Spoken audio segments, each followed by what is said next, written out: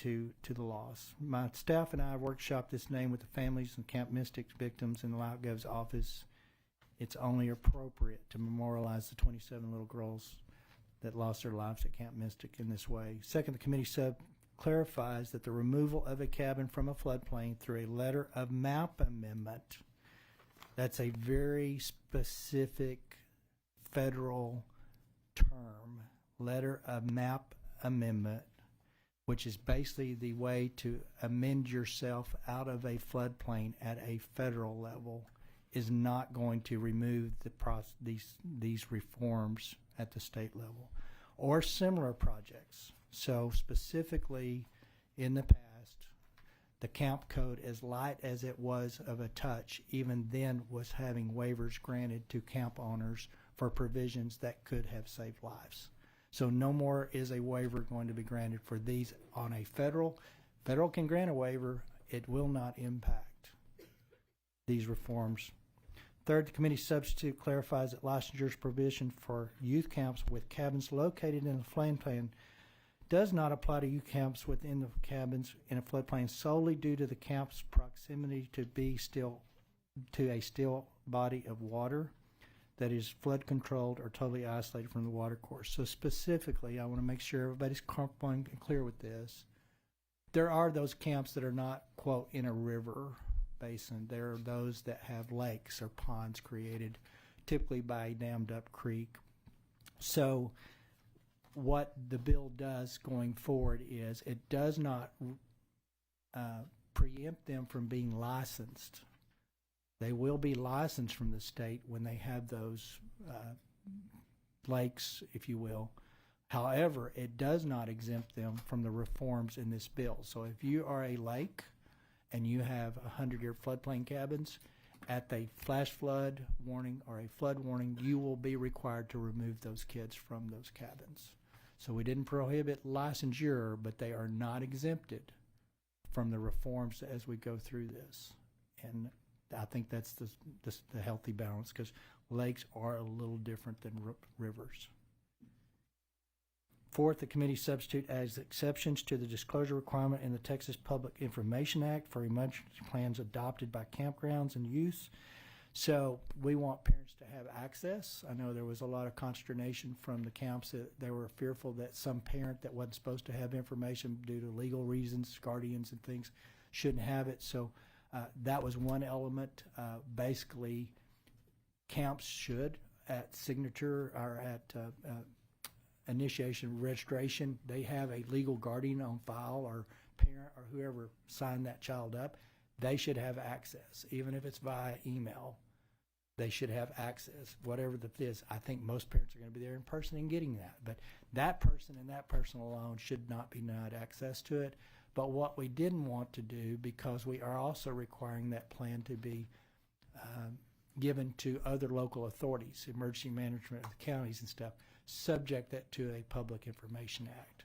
So it is exempted from having required to have Public Information Act, because unfortunately we live in a fallen world that have bad people wanting to do bad things. So we've protected that evacuation plan from public disclosure because of other governmental entities that will be involved in it. We've also allowed a way for the camps to disseminate that plan to those designated guardians on file. Fifth, the committee substitute requires camp operators to renew their licenses any time after they alter the boundaries of the youth camps, construct new cabins, or renovate existing cabins to add number of beds. It was brought to our attention that a camp had actually added another 100 beds of recent, and that was not something that the department was aware of or should have been made aware of. Sixth, the committee substitute removes any extraneous or outdated procedural requirements by DISH's rulemaking relating to youth camps. These changes will ensure that the new DISH's rules required to implement Senate Bill 1 will be placed by April 1st of next year or before next camp season begins, next summer camp. Seventh, and finally, the committee sub requires that youth camps maintain at least 2 internet connections to ensure redundancy during the inclement weather. Currently, we have fiber. We have Starlinks type conversation, satellite type stuff. Most, I think, of the camps have fiber. If the poles are down because the river took the poles out, then we're requiring some redundancy in that interconnection best that we can do. So those other technologies that exist out there, pick your poisons, if you will, as to which one you're going to use, but we do need a redundancy because, like it or not, this is the main source of communication we exist in today. So parents need to be connected, if at all possible, and that redundancy provision should allow that to happen. Hearing the parents, I can only imagine the torture of time when you found out there was an event but could not be able to be communicated to. So hopefully that alleviates some of that time element. Had the requirements of SB 1 been in place the night of July 4th, I have no doubt that some lives, if not all lives, would have been saved on the camp front. Proud of the work of the committee. I want to thank my staff, Andrew and Gina, and all the member inputs. I also want to thank Ledge Council. For those that don't know, Ledge Council are the drafters of the legislation for the legislatures. We're not that smart. We turn in an idea and they convert it to law. In that, there was a couple of things that we have noticed just because of the urgency and the time frame that they were asked to do it, and they met the challenge. We will have floor amendment members that will clean up some of those drafting. We may hear some things today in testimony we want to tweak, but it won't be anything significant. We're hearing that on 7 o'clock on Thursday night on the Senate floor, and it will be voted off the Senate floor and move through the process. So that's warp speed for the legislature. It moves too slow for most people. So there will be a little bit of a cleanup on a few things when we get to the Senate floor. With that, I'll take any questions on SB 1 from the members. Show Senator Betancourt is present. Members, any questions? Senator Colcourse. Thank you, Senator Perry. Thank you for your work on this. Thank you for the collaboration that you and I have had in working through this. One of the things that a parent from another camp had asked was on the evacuation plans, and to the parents I've shared with some of you, startling when I asked the question in Kerrville of the emergency management coordinator of the camps in Kerr County, how many evacuation plans do you have? And it was 6 of 19 camps in Kerr County, which is something that I really focused on, Senator Perry, as you know. One of the parents asked me, well, those evacuation plans should be on the website. And I just want to clarify for the record, we're not doing that for safety reasons. That's correct. It's not available on the website. It's a request only, and to alleviate the camp concerns that, sometime because of family dynamics, a parent that's not supposed to have access to their child may request that stuff. So I have no problems in practice. We have to live in the practical. If someone requests by email a copy of it, then they should be granted, but I have no problems with the camp saying, you know what, we'll get back to you, give us an address to mail it to in the interim, or let us check our files, and if you see that that is a party that has been identified that should not have those information notes, respond accordingly. That you will need to check with whatever. But I think it's important that parents feel good, but it will not be on a public-facing portal for all to access. Good, because we live in a fallen world. We do. And someone could create a catastrophe where there was an evacuation and then... That exemption is consistent with what we do for public schools, active shooter training exactly. and things. Another question that I wanted to ask is on the letter of map in your substitute. So when we look at floodplains and, in working on water, agriculture, and rural affairs, we know that flood maps can change. So just point of clarification that we have seen some efforts sometimes by commercial properties, you can name all kind of properties that say, try to get their flood maps amended. Some go in, some go out. So clarify for me one more time how that works. So it became, we found out at a late time that I believe Camp Mystic actually had applied for a map of the term with FEMA and carved out got a carve-out, if you will, from the FEMA flood maps with that at FEMA level. So the state didn't address it, so it is now no longer going to exempt them from state requirements if you get the letter of map changed at the FEMA level. So no more waivers. Just in a nutshell, don't ask for them. If you're a camp owner, don't come to the state seeking waivers. You're not going to get them. And if you go to the feds to try to work around the state, we've allowed for that in this bill. You're not going to get out of them. You're going to do them or you're going to close down. It's that simple. We're not going to go there anymore. They're there for a reason. You know, FEMA, as weak as their maps can be, there's still an underwriting premise that you flood. And it may not be the absolute best source of where we're starting from, but it is the source we have today to start from. Correct. And then seeking higher ground on it is the flood warning. Is that Flood correct? warning or flash flood warning. Okay. Either one of those two warnings, because I've learned that they can be the same in the sense that they're delivered at the same time, or one or the other. But the reason that's critical is that's the second warning, and all of the weather folks tell me that typically you have about 3 hours to respond in the event that an emergency does happen. Mm-hmm. You may never get to the emergency, and you may have kids playing Monopoly and cards for 3 or 4 hours, but I'm okay with that at a pre-designated, pre-drilled higher ground. Higher ground, which is key because, as we know, sometimes evacuation on very narrow, small roads would be impossible. Did not ask. If that's a possibility at the second one, then I'm not saying you can't. I'm just saying you got to find higher ground. Right. On-site or off-site, you got to find higher ground. And then just as a final follow-up for the parents here today, this is one bill.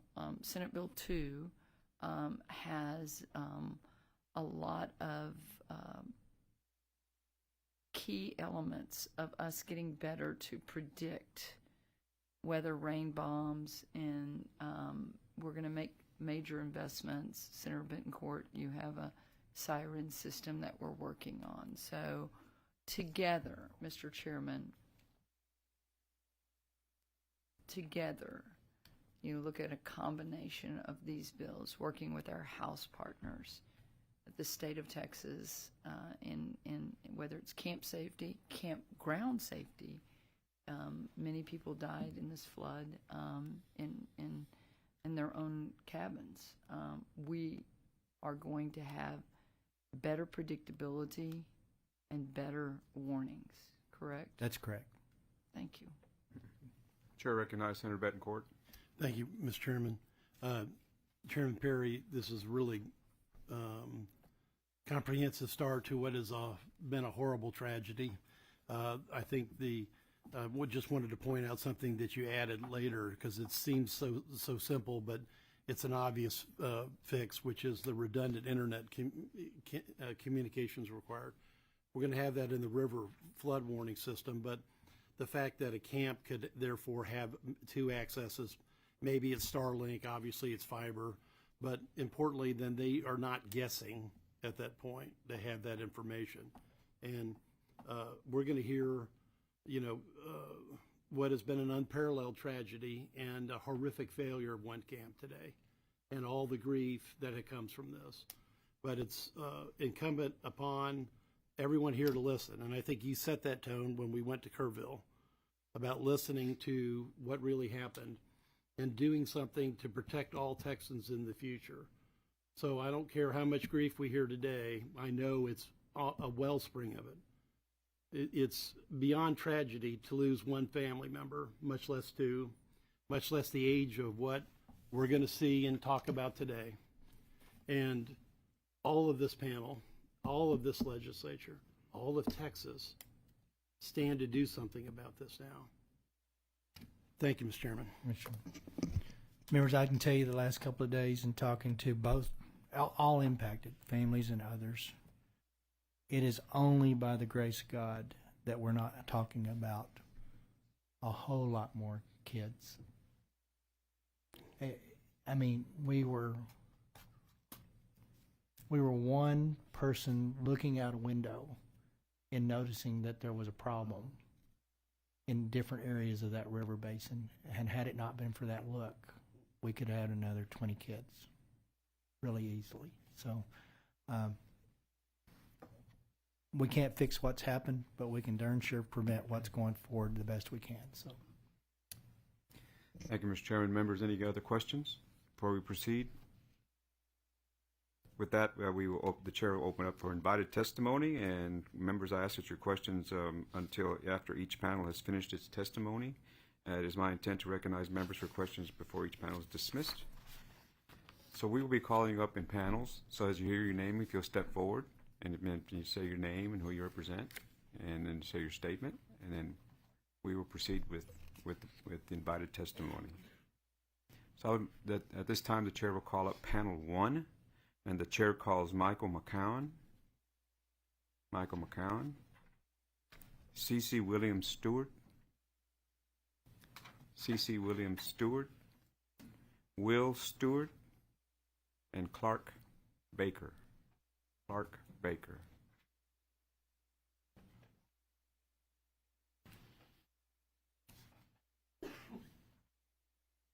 So we'll begin on my right. And if you state your name and who you represent, and you please proceed. My name is Michael McCown. Can you turn on the mic, please? My name is Michael McCown, and I'm here representing myself and my wife, Callie, in support of SB1.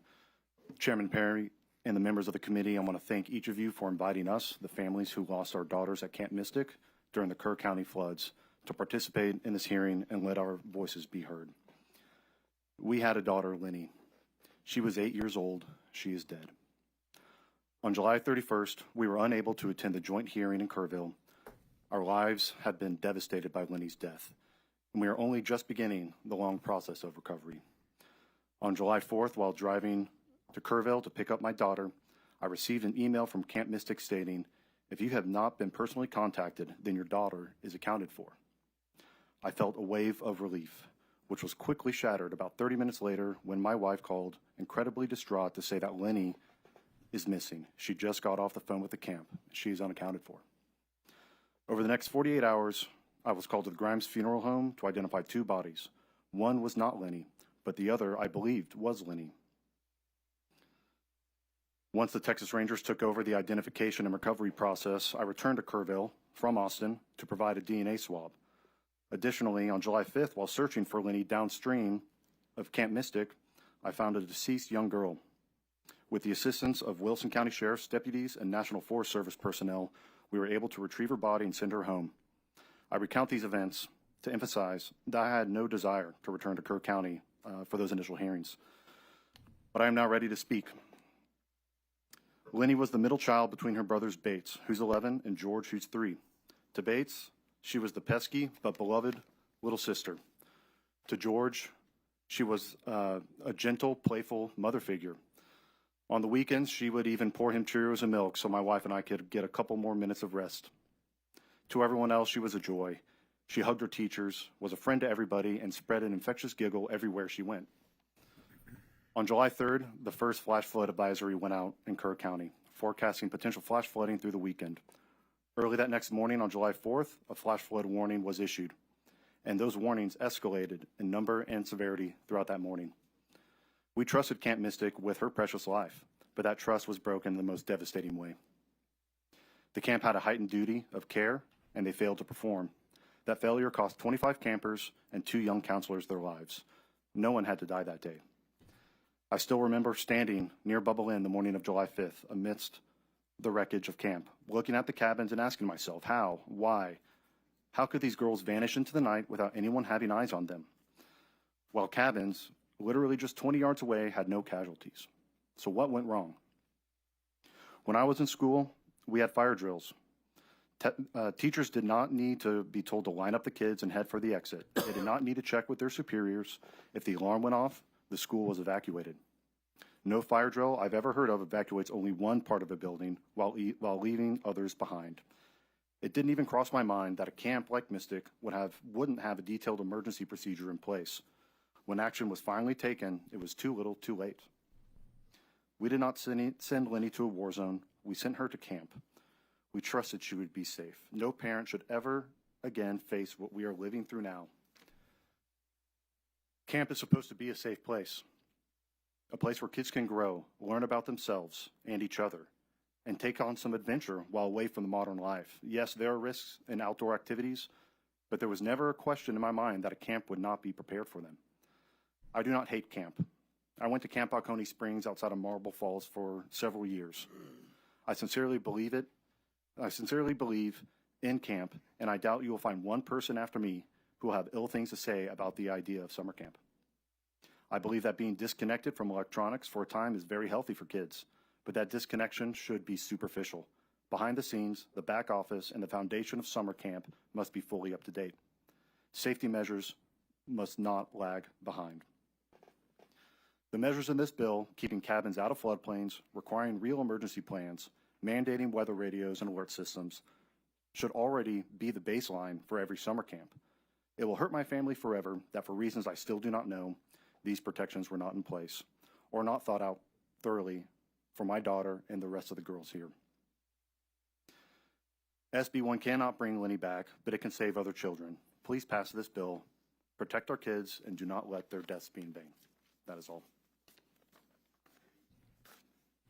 Stewart. CC, you can move that over there.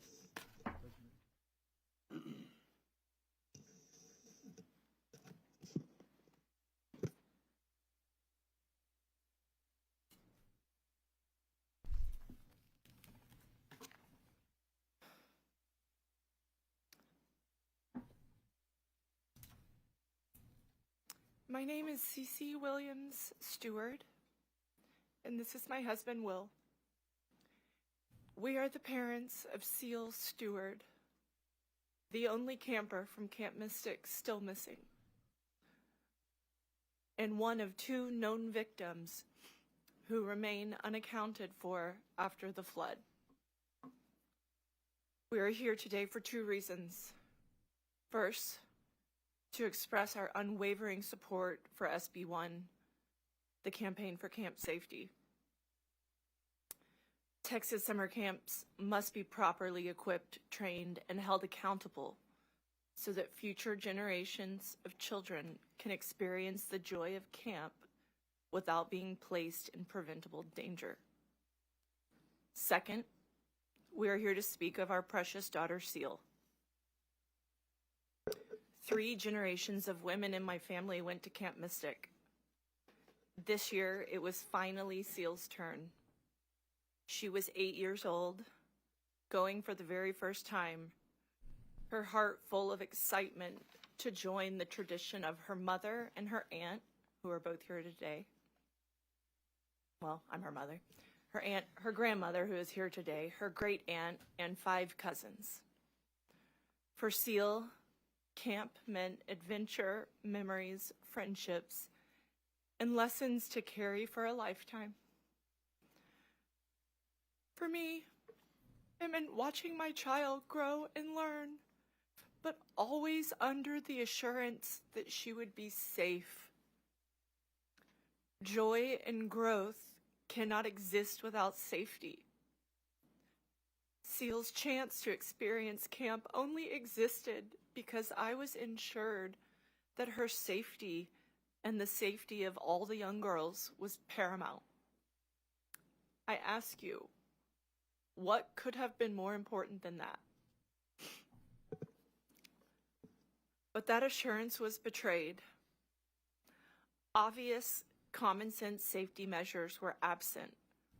Protocols that should have been in place were ignored. As a result, my daughter was stolen from us. Seal's life ended not because of an unavoidable act of nature, but because of preventable failures. On just her 5th day of camp, the beginning of what should have been a magical first summer, our Seal was swept away, along with other bright, beautiful girls. She was stolen from her family, from her future, from the world she lit up with her independence and spunk.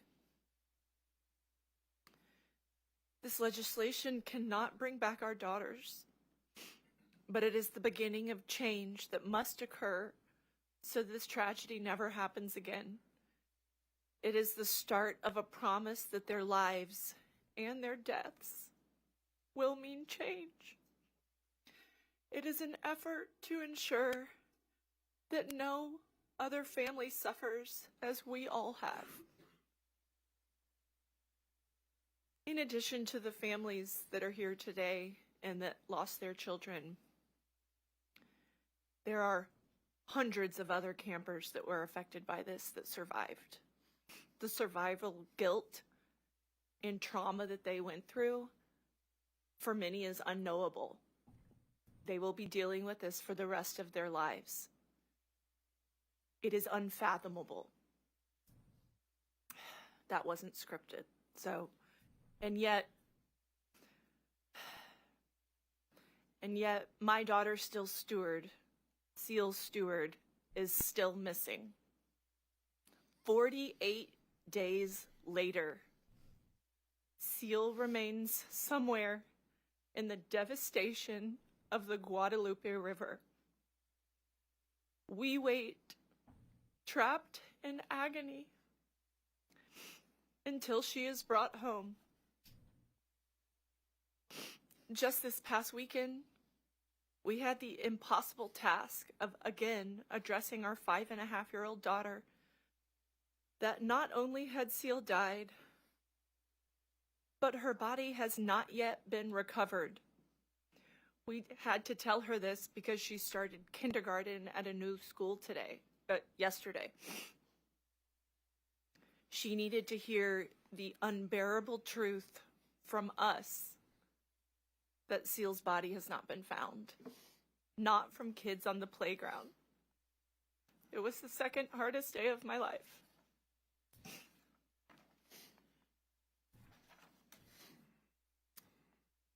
We are profoundly grateful to the rescuers and recovery teams who have risked and sacrificed so much and that are still out there.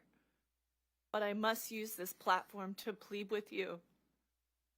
My baby girl is still missing. Until she is found, our family lives in a torture chamber of uncertainty. The agony is relenting. We cannot begin to grieve or to honor the fullness of her short, beautiful life until she is recovered and laid safely to rest. We are forced to pray for the day when our child's body is found and to call that good news. I ask you to carry that reality with you as you hear from us and from other families whose lives have been shattered. Right now, we cannot celebrate the light and the love that Seal brought into our lives. We are suspended in endless anguish, unable to move forward, unable to find peace. We ask you, please pass SB 1 so no parent sends their child to camp believing they are safe, only to face this nightmare. And just as urgently, please do not stop the search for Seal Stewart. Please do not give up on our girl. Thank you. Thank you.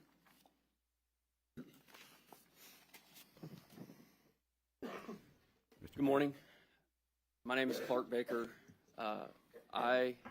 Along with my wife, I'm here to represent myself along with my wife, Katie Baker, Chairman Perry, rest of the committee.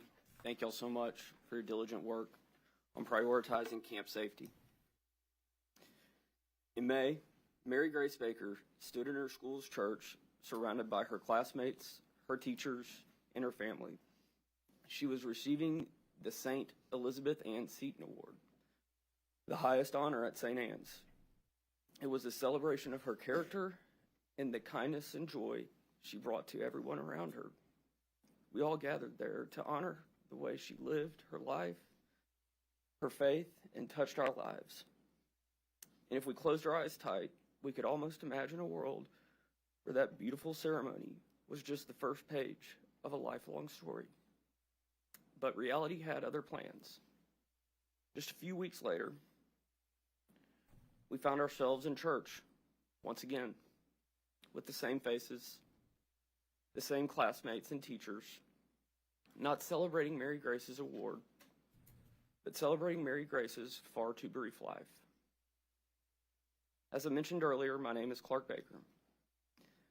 I am Mary Grace's father, and I'm here to make sure that nobody has to experience what I have over the last 6 weeks. My birthday is July 1st. The picture you are seeing was my last living memory of my daughter. Mary Grace was born in April of 2017. 2 months later, my wife lost her grandmother. And 4 months after that, I lost my own mom. Mary Grace was the light that helped all of us in the family through that dark moment in time. And shine she did.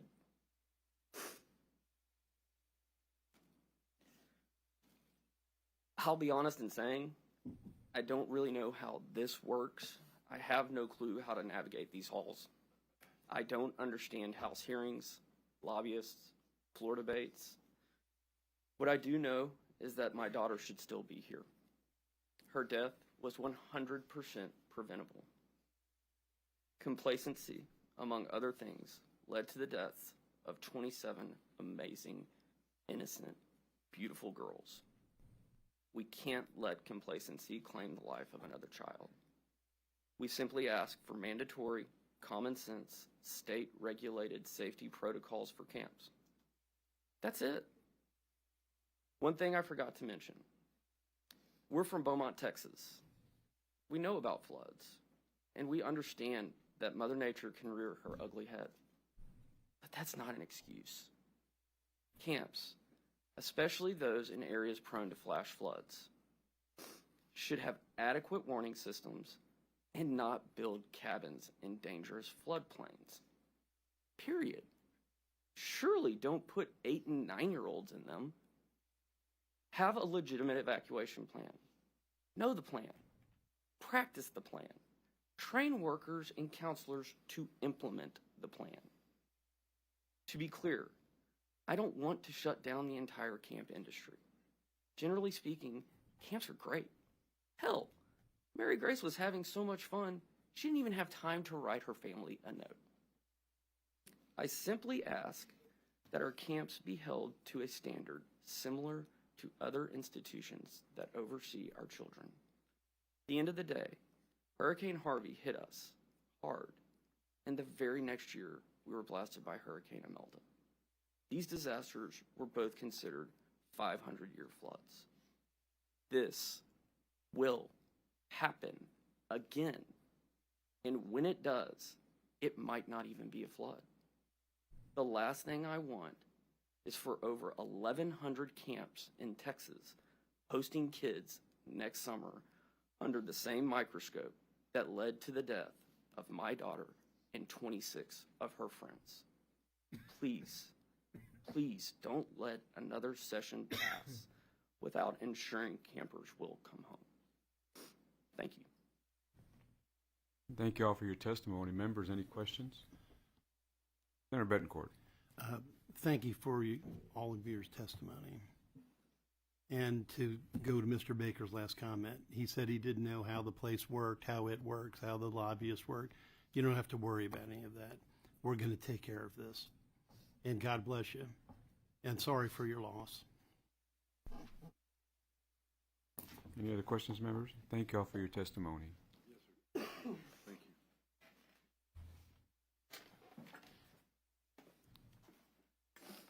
We will now call up panel 2.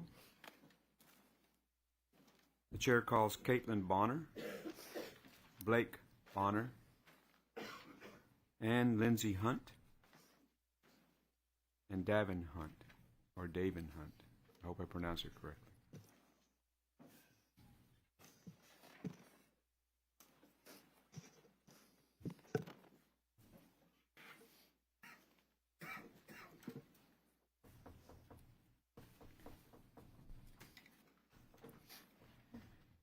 We'll begin on my right. And if you can begin with stating your name for the record. Good morning. My name is Caitlyn Bonner, and my husband, Blake, and I are here today on behalf of our oldest daughter, Lila Bonner, who lost her life during the floods of July 4th. Lila turned 9 on June 26th, 3 days before we drove her into the gates of Camp Mystic. Her two little sisters, Wynn, 2, and Scarlett, 6, are now attempting to navigate a world without her, one that Blake and I never imagined would or could be our permanent reality. Before I begin sharing a speech I never imagined I would have to write, much the way I felt when I wrote my reflection for her funeral, I want to say thank you for the opportunity to speak with you all today. As her mother, I am haunted by the events that took place on July 4th and wish with every fiber of my being that I was here under different circumstances. When Lila was born, I began writing letters that I planned to one day share with her. I wrote to her on her birthdays, on days when she did something funny or started a new activity, trying to capture precious memories and milestones that I never wanted to forget. I wrote to her on days when I was struggling, hoping that one day they could be a source of comfort and wisdom.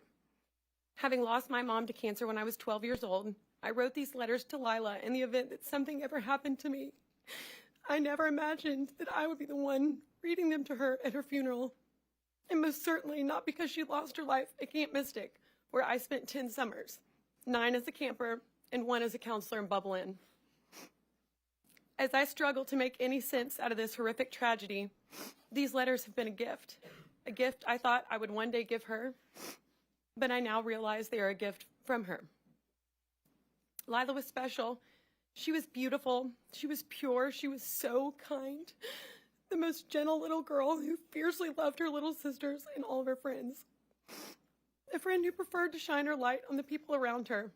A light she lit inside of me when she made me a mom. A light she lit throughout the halls and classrooms of Bradfield Elementary.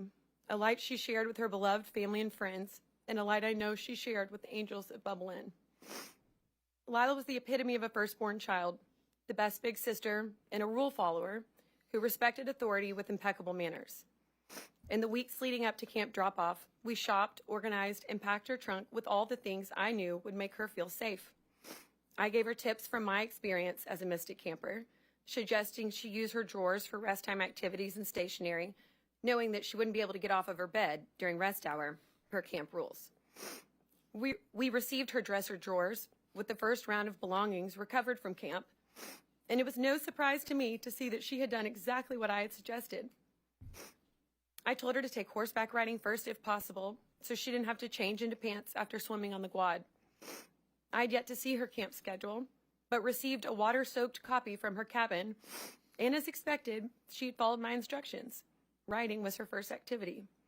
I've been told she was voted best manners at her dining table and was a spirited tonk, desperate to be a Kiowa like me. I will forever be haunted by the fact that I didn't know what I didn't know. I sent her to Camp Mystic to grow closer to God, make lifelong friends, try new activities, and encourage independence. To spend time outside, away from a screen, surrounded by like-minded girls that I knew she would cross paths with for life. I naively assumed she was safer at camp than anywhere else. When I think about the trauma and fear that our girls endured, it makes me physically ill. This loss is one no parent should have to endure. A piece of her purple trunk that I so lovingly and meticulously packed was recovered at the dam, 11.1 miles from camp. Her body, 5.6 miles from camp, behind the Hunt store. Ironically, the last place we were, or the first place we stopped after dropping her at camp. Our 6-year-old started first grade last week without her big sister holding her hand. Our 2-year-old will likely never remember her oldest sister aside from photos and videos. And her friends, who all started 3rd grade last week, have to reconcile how 2 of their classmates perished at summer camp in a flood they also were evacuated from while at neighboring camps. Their stories are harrowing, but they all survived. I'm not here today because I want to be. I'm here because I have to be. Our daughters deserved better, and future campers deserve better. I implore you all to act quickly and pass SB 1 to protect campers before next summer and to ensure that there will never be another Heavens 27 due to camp complacency. Thank you.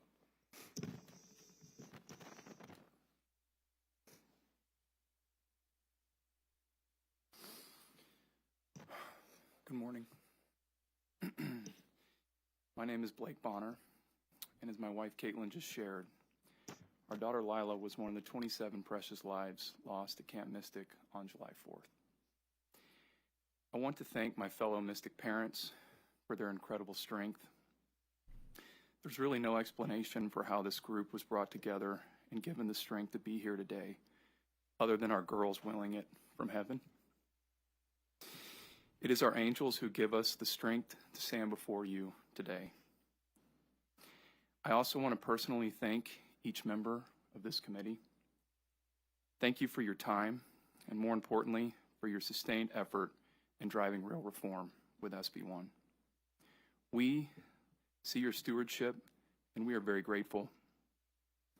We also want to thank you for your empathy, allowing us and these other parents to share these unbearable stories takes a toll. It isn't easy, and we thank you for listening with open hearts. In the days after Lila's passing, our priest shared something that has anchored us. He said, God did not want this. He never wants a child to die senselessly. My faith has been challenged to its core, but hearing that reaffirmation and knowing what we know now about that night makes one thing painfully clear. This wasn't an act of God. This was an act of pure complacency.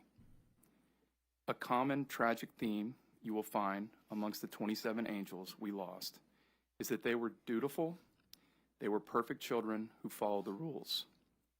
They did exactly what they were told to do that morning, stay in their cabins. Our daughters paid the ultimate price for their obedience to a plan that was destined to fail. And this risk is obviously not theoretical. As Senator Perry mentioned, these areas are called floodplains for a reason. They flood. This is why this was not an accident. It was 100% preventable failure. It was a failure of planning, prevention, detection, and response, which leads us to the questions that will forever haunt us. Why were our children sleeping in a known high-risk flood zone? Why was the stated evacuation plan to stay in place? Why were there no adequate warning systems in the cabins, despite a similar tragedy on the very river as recently as 1987? Why were summer camps, entrusted with the care of our most precious gifts, exempt from the basic safety standards required of every daycare and school in Texas? These are the questions that demand answers, not only in the form of thoughts and prayers, but in the form of meaningful legislative action. As it's been said, we cannot wait until the 2027 legislative session. To delay action is to tell every parent in Texas that their child's safety is not a priority. It is to accept a risk that has already been paid by the lives of our daughters, our Heavens 27, who paid that ultimate price. We urge you, from the depths of our grief, to act now. Pass meaningful camp safety standards this session in the form of SB1. Honor the memory of our daughters by protecting the lives of others. Do not let another summer pass under this broken system. Thank you. Thank you, Ms. Hunt.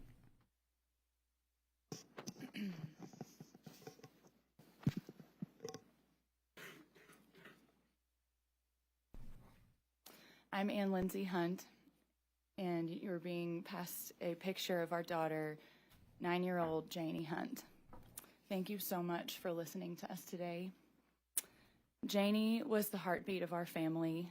She made me a mom. She always cared for others. In a nutshell, that's who she was. She left for camp full of excitement and joy. She came home in a plywood box. It's impossible to put into words the depths of our grief, the magnitude of this loss, the trauma we are dealing with, replaying the nightmare of having to identify her tiny, muddy body and the trauma and nightmare of what we imagine she went through that night. It's so hard to face each day without her. In the weeks after, I've been thinking back on the verse read at Janie's baptism, Jeremiah 29:11. For I know the plans I have for you, plans not to harm you, plans to give you hope and a future. We thought she was promised a bright future. She would be protected. But now I realize today, these are the plans. This vote, giving meaning to these deaths, shining a light on her trait of caring for others by making the summer camp industry safe for other children. If these 27 little voices could be heard today, they would say, please vote in favor of SB1, safer camps, so that no other parent would experience this darkness again. We can't bring our daughter back, but you can make her memory a shield for every child who will step onto a camp bus next summer. You have the power to make sure camps are places of joy and not danger. Thank you. Thank you. Thank you. Greetings, everyone. Thank you for hearing us this morning, and I would like to thank all of y'all for listening to us and for the empathy you have shown. This is not easy, and this won't be easy for future, but thank you. So my name is Davin Hunt.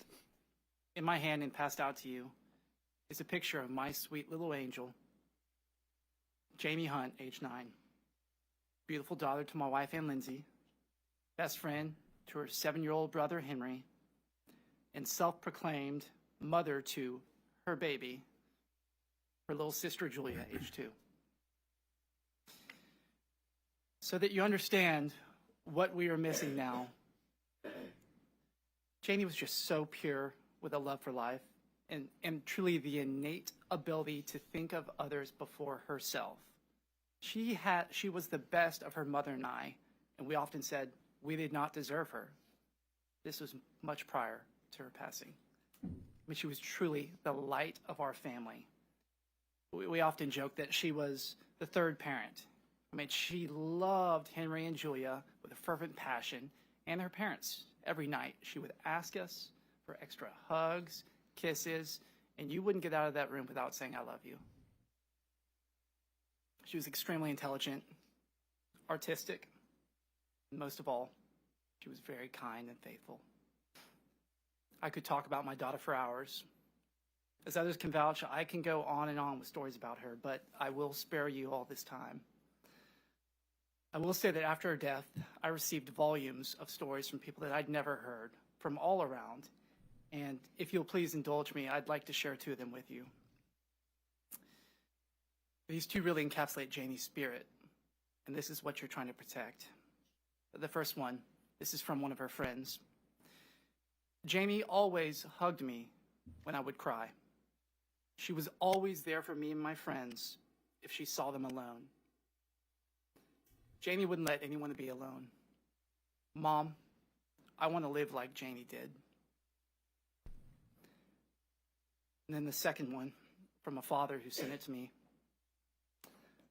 I asked my daughter, who is the girl that has the best influence on you and makes you the best version of yourself? And her unequivocal response was Jamie Hunt. There's a running joke amongst our family that Janie was the angel child. She never disobeyed the rules, was always the teacher's favorite, and thrived with sports and friends.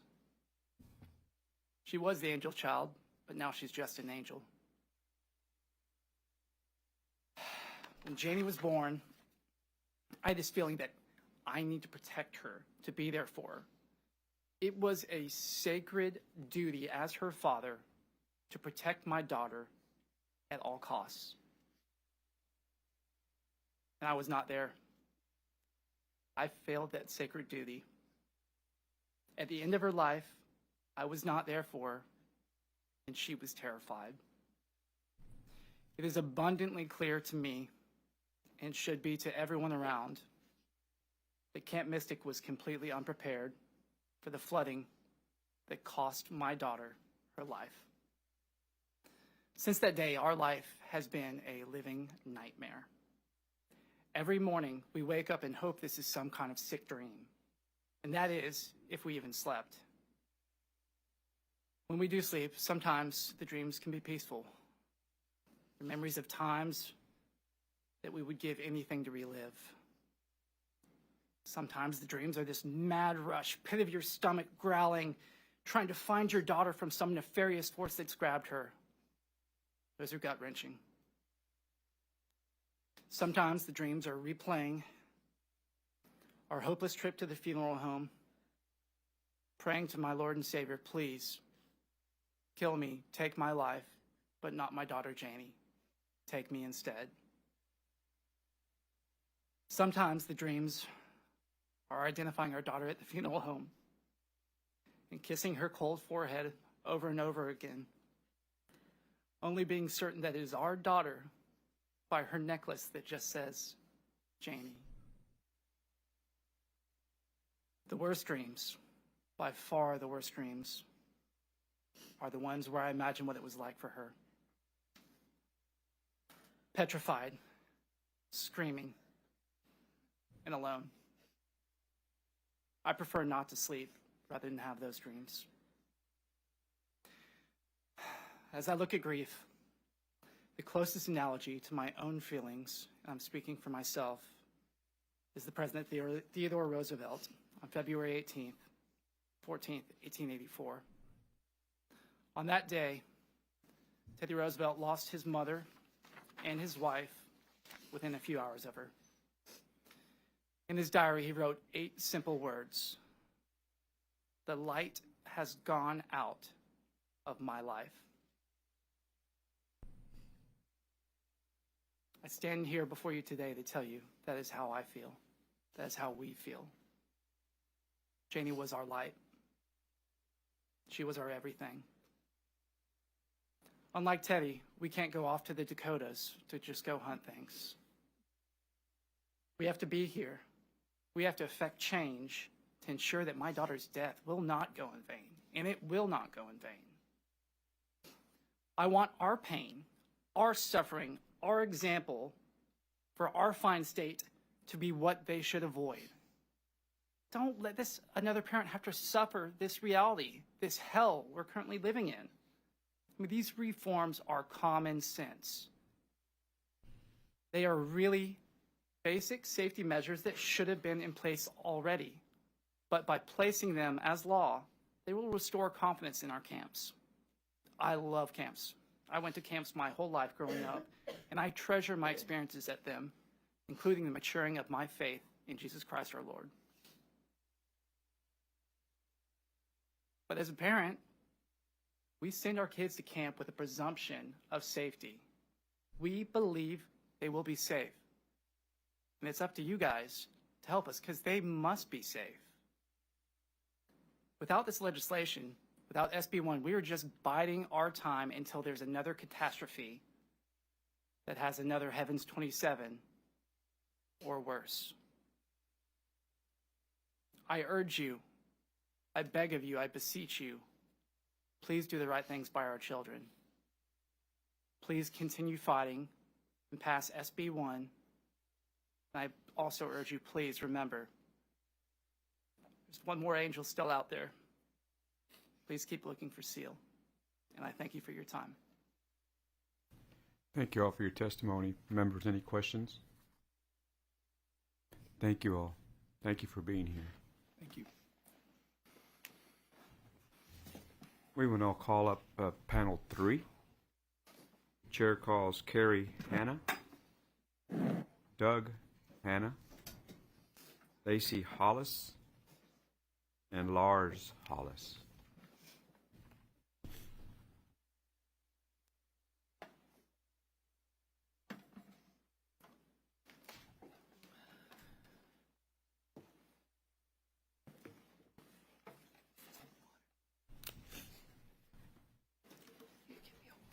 Thank you all for being here.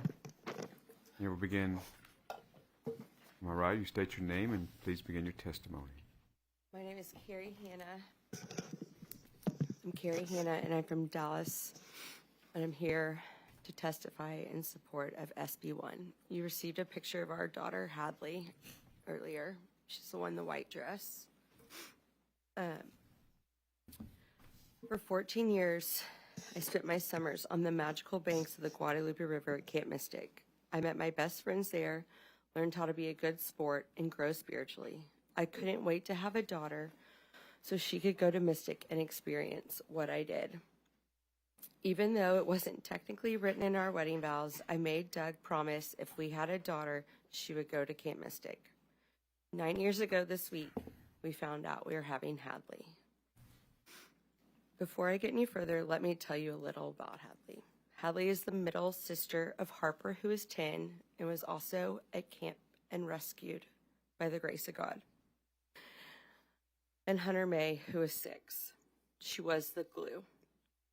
Hadley was the best, happiest baby from the start. And as she grew, her love and her smile grew too.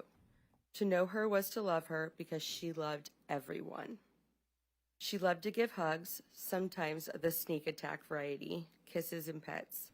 Hadley was the nicest, sweetest, happiest person, always exuding joy. She always wanted to help her friends, whether it was teaching them how to tie their shoes or become a better gymnast. Hadley was a go-getter, and she knew what she wanted, and she worked her hardest to make it happen. She was so smart and insightful and wanted to be the best, most well-rounded person she could be. I was lucky enough to chaperone the Mystic Dallas bus to camp on June 29th. As I went to tell Hadley and Harper goodbye, I saw Hadley running across the field to see Harper in her cabin. They had been apart for 5 minutes at the most. Once I convinced them to come outside and take one last selfie and tell me goodbye, Hadley jumped down from the porch and started cartwheeling her way to her cabin. She heard me laughing, stopped, turned around, threw her hands in the air, and screamed, "I love this place." That was what camp was supposed to be all about. After all, the line, "Camp in My Dreams," is a song all Mystic girls learn and sing. Camp is where you learn new skills like horseback riding, diving, fishing. Hadley caught 2 massive bass and looked thrilled. Not thrilled enough to hold them in the photos, though. Camp is where you play games with silly names like deck tennis and steal the bacon. It is where you sometimes sing funny songs about buffaloes. Camp is supposed to be a break from the hard rigors and stress of the school year, where you can look at the stars in the clear sky at night and braid hair during campfires, where you make your best friends that become your college roommates and later stand beside you at your wedding. Unfortunately, 5 days after starting, the camp of my dreams turned into a living nightmare I cannot wake up from. Hadley, Harper, and all the campers should have woken up on July 4th and celebrated the holiday with their new friends. Instead, Hadley was pulled out of a window of her twins' 2 cabin after it had filled with water. Less than 10 feet away were stairs to an upstairs apartment.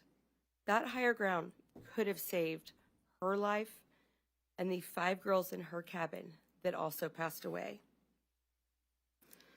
Hadley wasn't the strongest swimmer, not that it mattered in those waters, but she was strong, so strong. I thought if she could hold on to something, she would be okay. Instead, she and 2 other little girls were knocked out of a tree and died. In total, 5 of the 12 girls from her cabin also died. Our precious, hilarious, kind, caring, silly, loving little girl who always wanted to help others died because there was no plan, because there was no backup system or sirens, because the sweet 18 and 19-year-old counselors did not have the training they needed. Instead, they were told to stay in place, a rule that proved to be fatal. To the best of our knowledge, the water started rising a little after 1 a.m. on the 4th. I woke up at 7 a.m. to text after text telling me that 2 little girls from Hadley's cabin had been found down the river by a neighbor and asking if I had heard anything. The answer was nothing. From our understanding, and this all needs to be investigated, there were over 6 hours of children being swept away and dying before anyone could come to their aid. On Saturday, July 5th, I made Doug drive me out to camp. We had gone 24 hours with basically zero information, and I needed to yell for Hadley and all of the girls who were missing. As we drove to camp, we saw no one in the water. No boats, people, nothing. They were all on the side of the roads. The air, too, was empty of helicopters, drones, and satellites. Just quiet and blue skies all around. We had a meeting at the church with officials at 10 o'clock on the night of the 5th, and we were once again without answers. We were told to come back the next morning at 7 to give DNA, and that there would finally be answers. I personally asked if there were children in the morgue whose parents hadn't been notified. I had originally heard this from the media. The answer was yes. There were 5 whose parents were in the process of being notified and 1 unidentified. It turns out that 1 was our sweet daughter, Hadley Rebecca. The only way the Rangers knew for sure it was her was after I told them she had had alternating green and yellow nail polish on her fingernails. The child laying in a makeshift morgue could not have looked more different than our beautiful girl. It is a sight I can't get out of my head. It haunts me day and night and is all I think about. I think about how much she suffered and how scared she had to have been in that dark, cold water. It kills me that I couldn't have helped her. Before Hadley left for camp, she was worried about being away from me for a month. You see, she may have her dad's personality, but she was my mini-me and my best friend. I promised her she would be safe and okay. I told her camp was the safest place she could be, and she would make new friends and learn new things. I lied to her. She not only wasn't safe, she died. We sat around for 16 hours praying, hoping, pacing, getting prank phone calls and texts from people saying they had her. For her only to be found down the road, alone. The overwhelming lack of prevention, detection, training, and response in this situation is mind-boggling, and is what we are asking SB1 to address. This is not the first flood, and it certainly won't be the last. How did things go so wrong? Hadley could very easily be one of you if she had been given the chance to grow up, advocating to make her city and her state a better place. She dreamed of being a Longhorn and would have worked hard to accomplish that goal. Now it has been stolen from her because of blaring gaps in camp safety that cost our daughter her life and 26 other girls their lives. Hadley was the biggest ray of sunshine, always smiling, singing, dancing, or doing cartwheels as she went along her way. She lit up every room with her smile, her laughter, and her love, spreading joy to those along the way. That is who Hadley is and will be remembered as, our angel, beautiful on the inside and out, observant, compassionate, caring, kind, silly, smart, full of love and life, a vibrant ray of light. I mourn the loss of an amazing daughter, sister, granddaughter, niece, cousin, and friend. I mourn for the loss of camp friendships that never will be, not just for Hadley, but for her sisters as well. Camp must be a place where parents can send their kids and not stress about their safety the entire time they are there. Please, I beg you all to do what is best for children all over our state, country, and world that come to Texas each summer to get away from the stress of life and to have fun. There's no reason camp can't be fun and safe. Do it for our girls who can't ask you for help. Do it for your own children, grandchildren, or your friends' children. Don't let this opportunity pass you by without doing something. Thank you. Thank you for your testimony.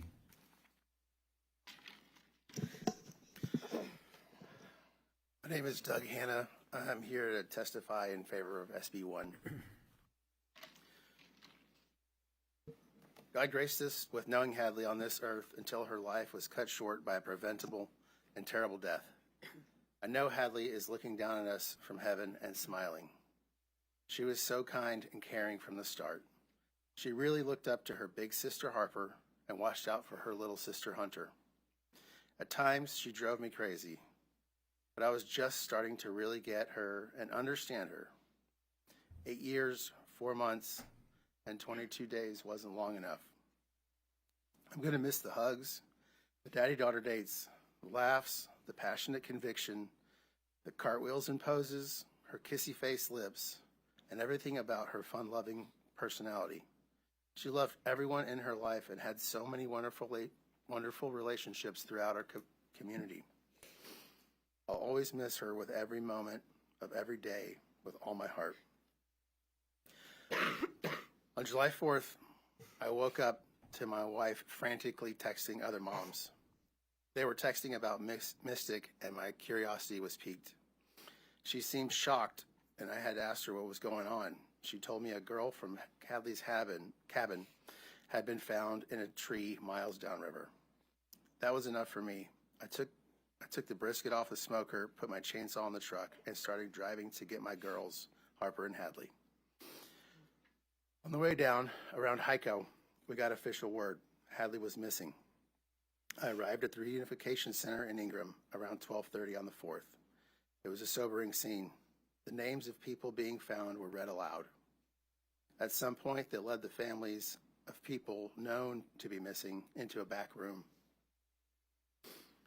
Sometime later, after a Black Hawk helicopter ride and a medical evaluation, I got the word that Harper was ready to be released. I worked my way to the front of a line of worried parents and finally saw Harper with my own eyes. I gave her a giant hug, and with tears in my eyes, I walked with her away from the commotion. We sat down on a curb, and I told her, Hadley is missing. She said, "No, Dad, Hadley's in a tree." I had to let her know that she was missing, and that the longer someone is missing in a situation like this, the more likely it is that when we find her, it will be bad news. She said, "What do you mean bad news? Is Hadley dead?" I told her she could be. Harper asked me how we would deal with that. I told her we would deal with it as a family. It was the only common sense answer I could think of, and I couldn't lie to her. Since attending the Band Together Texas concert here in Austin Sunday night, Harper has wanted to talk about the night of the flood. She's having flashbacks and hasn't been able to sleep without one of us by her side. We feel guilty because we sent our girls to a camp we thought was safe. Don't get me wrong, we love camp. I went to Worth Ranch Boy Scout camp. It made me stronger. When you pick your daughter up from camp the first year, you can see that they have grown and matured. We thought Mystic was safe. Didn't know we were sending our daughters to sleep in cabins that were removed from the floodplain through an administrative process. We're asking for common sense legislation that holds camps to the same standards as other places we send our kids, like daycare and school. When you send your kid to camp, you expect to pick them up. You don't expect them to leave camp in a Black Hawk, and you don't expect them to be swept away in the middle of the night by rushing floodwaters. We're asking for these reforms so that no other Texans have to meet their children miles away from camp and explain to them that their sister might not be coming home.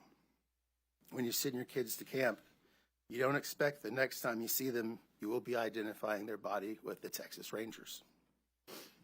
We want to make camp safe. We want to make sure none of the families that send their kids to go to camp in 2026 share this nightmare. I didn't know what love was until our first daughter was born. And I didn't know what sorrow was until we lost Hadley. Thank you. Thank you for your testimony. Ms. Hall?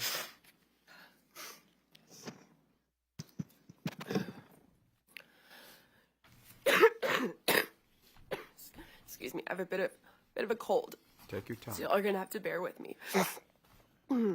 Hi, I'm Lacey Virginia Ela Collis, and I live on a ranch outside of Belleville, Texas, where I grew up. In a house that was the first place I carried Virginia into, and the last place I carried her out of. I support SB 1, and I would like to tell you why this bill is so important to me. My daughter, Virginia, our first child, named for me and for my grandmother, died sometime after the rain and river flooding that happened in the early morning hours of July 4th. We don't know when she died. We don't know how. We really don't know anything. We may never know. All we do know is our daughter was at camp. She was not protected. She was not safe because she died along with 26 other girls. I was not there to protect her.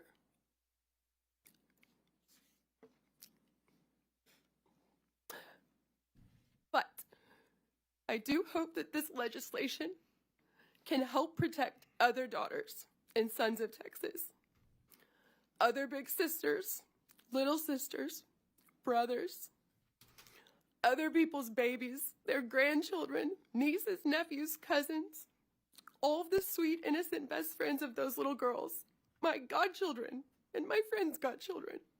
Hopefully no other parent will ever experience the excruciating and unimaginable pain and torture I am trapped in, or the never-ending nightmare that is my life now. And I have to fight not to drown in it every second of every day.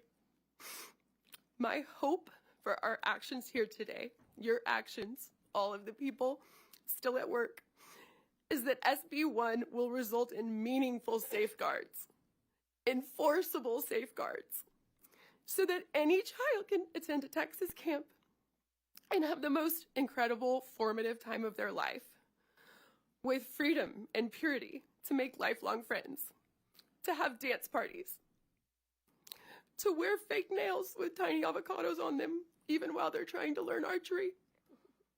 Children should be able to safely do that in the state of Texas. It won't be Virginia because she died at camp, at a place I thought she would be more protected than anywhere else on earth that I could send her. I was wrong. These are the things that Virginia will never have a chance to vote for or question, ever, because she died at age 8, 10 years before she could vote. I'm her mother. I carried her in my body. I need for her voice to still be heard.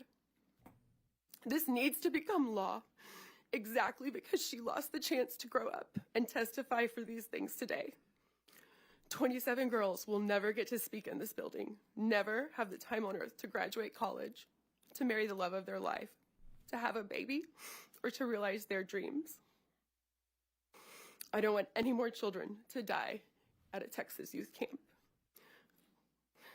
What happened there changed our world because our daughter, one of our 2 children that made up our whole world, died. This is a cookbook that I made for our family after my grandmother, Virginia, died, to remember and preserve our family's and friends' history and legacy. My grandmother was 103. I thought I'd have my whole life to share this heritage with my children, that they would add to it one day as they grew and discovered new inspirations. That's Virginia with Sienna. That's how she wrote her name. That's me, Lacey Virginia, and that's my grandmother Virginia.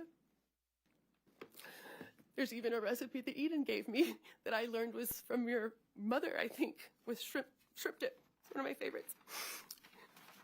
Somehow, I'm the only Virginia of my family left on this earth. Several of you have heard me read my poem. I have a copy for each committee member, and I'm happy to read it for you another time in the future. But it represents only a single drop of the thousands of tears I have cried and the million more that is my future.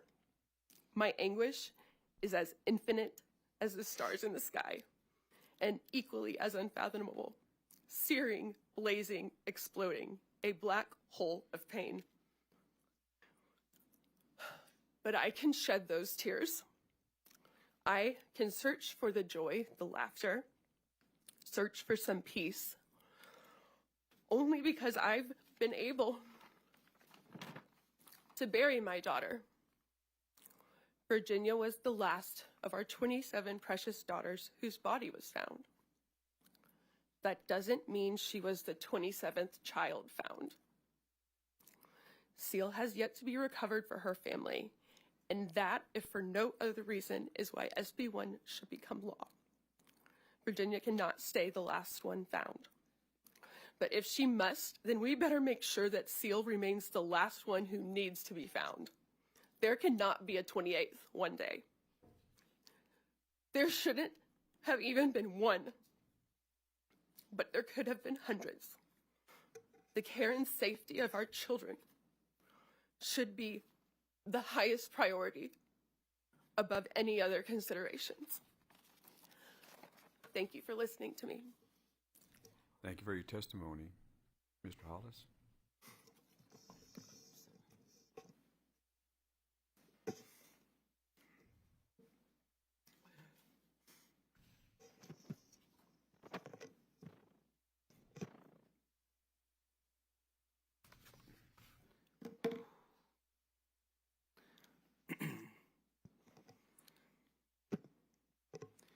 Thank you all for your leadership. My name is Lars Hollis, Lacey's husband, and Sienna is my only remaining daughter. We proudly live in the small community of Belleville, Texas. I am in favor of Senate Bill 1. My daughter Virginia made me a father. When a daughter is born, all her father wants is her safety and happiness, in that very order. Our 8-year-old daughter left Earth on July 4th due to a lack of preparation, detection, training, and response. I am a proud Eagle Scout. Our motto, ingrained in me at an early age, was 2 simple words: be prepared. Simply be prepared. We spent 8 years preparing our daughter Virginia to go to camp so that she would feel comfortable and safe. We taught her how to address letters, how to make her own bed, put away her things, wear socks with tennis shoes, brush her teeth, wear life jackets when boating, safely be around horses and cattle. In fact, I have proof of how she recently prepared. The 2 of us recently visited my 106-year-old grandmother in June because I feared the opposite would occur. And Virginia and her luggage created a checklist of the things so that she could prepare. Things from 2 goggles, 2 shorts, and many other things. We prepared. We made sure she'd have familiar faces on the first day at camp. Took a lot of work and time because we live in a rural town. As we best could, we prepared her to have the time of her life, to make friends and have her own experiences without us. We wanted to give her the gift to grow outside of our control, but in safety. Of the 3 girls she met prior to camp, only 1 survived. I support Senate Bill 1 because all the time and preparation we gave to our daughter, at a minimum, that same care needs to be required by law for the children at all Texas camps. We thought she would be safe there. Instead, she died. Organizations in charge of children need to be prepared for all kinds of situations, especially emergencies. Schools, daycares, all have fire drills, active shooter drills, hurricane, tornado drills, anything of what they may possibly face. I do not know why the same standard is not applied to camps, but they should be prepared. And if they can't be prepared, they shouldn't have the care of our children. Unfortunately, my daughter's family tree will no longer grow because of a lack of preparation, detection, training, and response. I am tormented every night around 2 a.m. I cannot sleep. I will forever be haunted by the fireworks on the 4th of July, standing outside the morgue, only to then have to wait till July 15th to bring Virginia home. Despite the pain, Virginia was simply incredible. It was an honor to love her and be her father. A wise person once said, "When someone you love becomes a memory, that memory becomes a treasure." I'd like to leave you by sharing a treasure Virginia left for us. Her last song she ever composed, Virginia's song.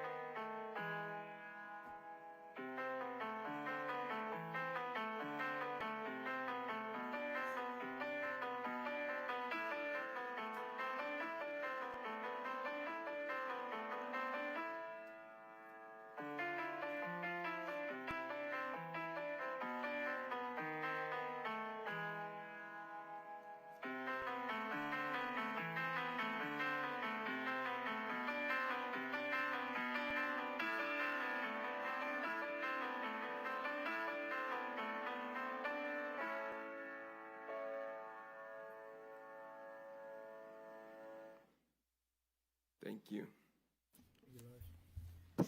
Thank you for your testimony. Members, Representative Betancourt. To the Bonners and to the Hunts, to the Hannahs and the Hollises, we haven't asked any questions because we're having to absorb this torrent of grief, which is all well deserved. Just like, unfortunately, the 27 in heaven had to absorb that on July the 4th.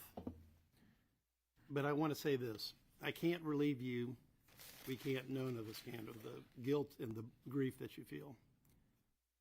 But I want you to let us relieve some of the responsibility that you feel, because we can take that on.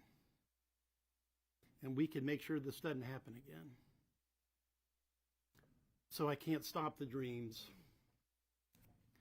But as beautiful as Virginia's last song was, we'll make sure that this doesn't happen again to the next Virginia.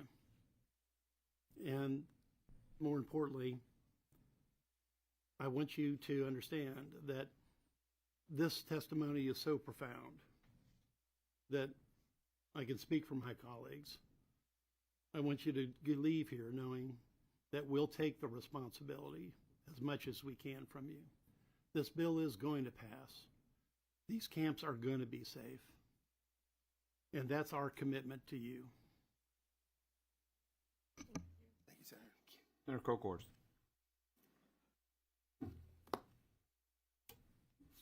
Thank you.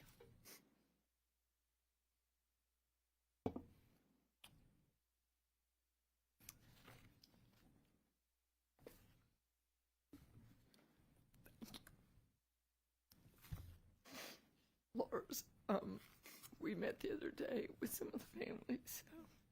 Senator Flores, Senator Perry, and I, and 3 of our House colleagues. And Lars, I want you to know that our family had a conversation about your words about be prepared. It's a really good reminder for all of us, just in life. And I say that because I want you to know you're being heard. And you're impacting lives. This tragedy is going to impact future lives.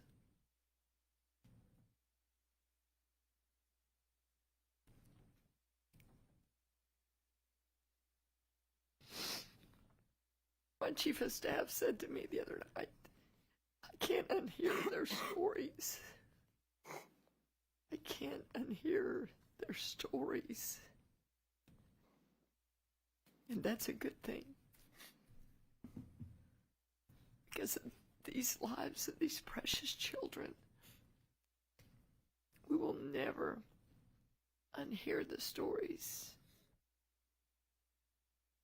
And we will make changes.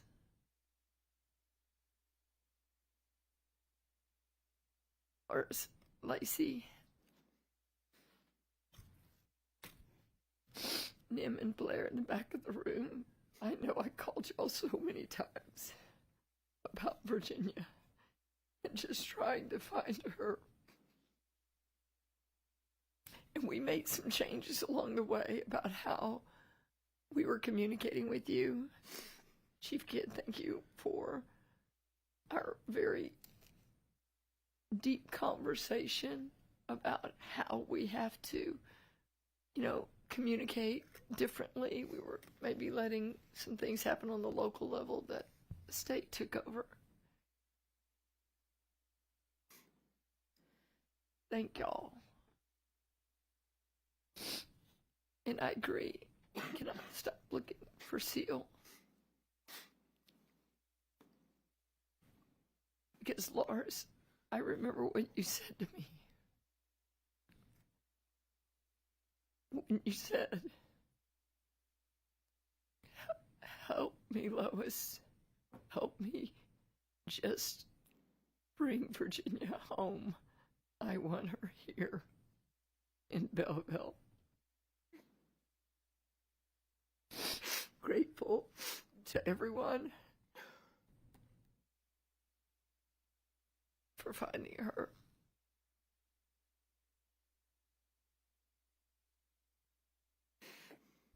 Thank you, all of you, for telling your story.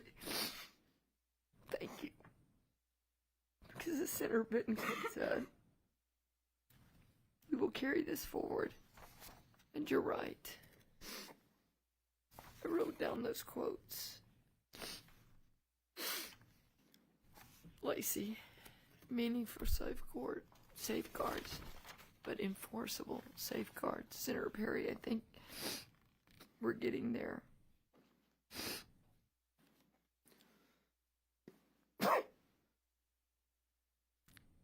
No reason that camps can't be fun and safe. Thank you all. Thank you, Senator. Thank you. Members, any other questions? Thank you all for your testimony. Sharing that with us. At this time, we'll call up panel 4. Chair calls Brant Dillon, Ryan DeWitt, Ben Landry, and Matthew Childress. Brant Dillon, Ryan DeWitt, Ben Landry, and Matthew Childress.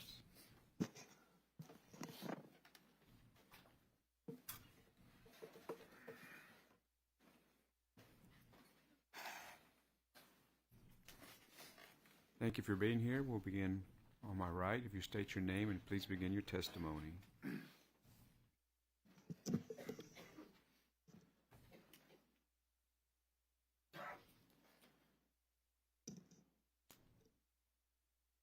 My name is Brant Dillon. I'm the father of Lucy Dillon from Houston, Texas.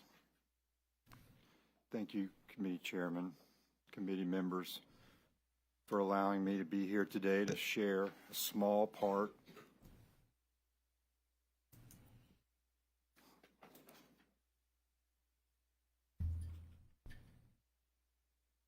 of the life of our precious Lucy, who was only 8 years old when her life was needlessly taken. Our world has been shattered by a tragedy that was 100% preventable. Every plan for our future, every dream that included her, has been destroyed by unsafe facilities, inadequate preparation, failed planning, and poor execution. Lucy was a straight A student. She excelled in school, was in gifted and talented classes, and even skipped a math grade. She was set to begin Spring Branch Independent School District Spiral Program, which provides advanced experiences off campus. Credit those accomplishments to her mother's unwavering conviction and to Lucy's determination to face any challenge. This setting today would have been child's play for her. She was also an exceptional athlete, recently helping her softball and basketball teams win their league championships. I had the privilege and honor of coaching her and her friends since she was 4 years old. While she loved to win, the joy of her victories was often balanced by the compassion she felt for the losing team. She was kind, she was a leader,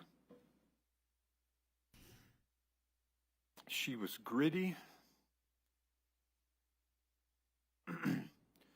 and she always gave 100% effort. Her younger sister, Charlie, was not a very good sleeper, and the way the responsibilities of the house took shape, I put Lucy down 9 out of every 10 nights for her whole life.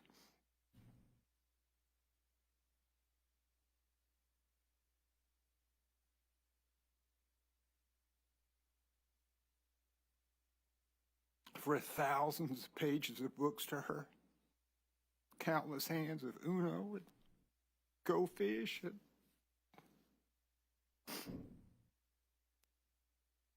she was my best friend.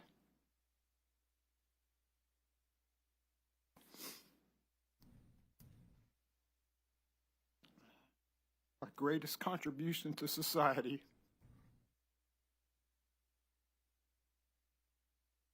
And today I sit before you a broken man.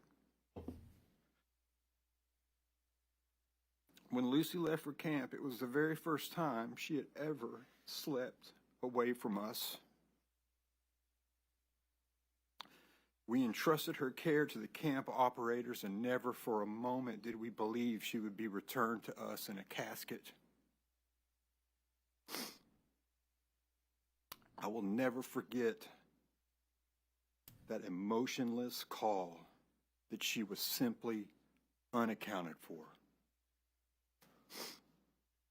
We must make sure that when parents entrust their children to camps, that they can have the confidence that facilities are safe, operators are prepared, and emergency plans are sufficient and executable.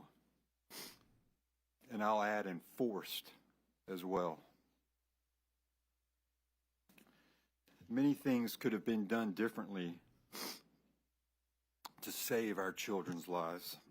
I know this because, like a broken record, I replay every scenario in my mind, every day and every night. Always asking, why? What were they thinking? Why didn't they do this or that?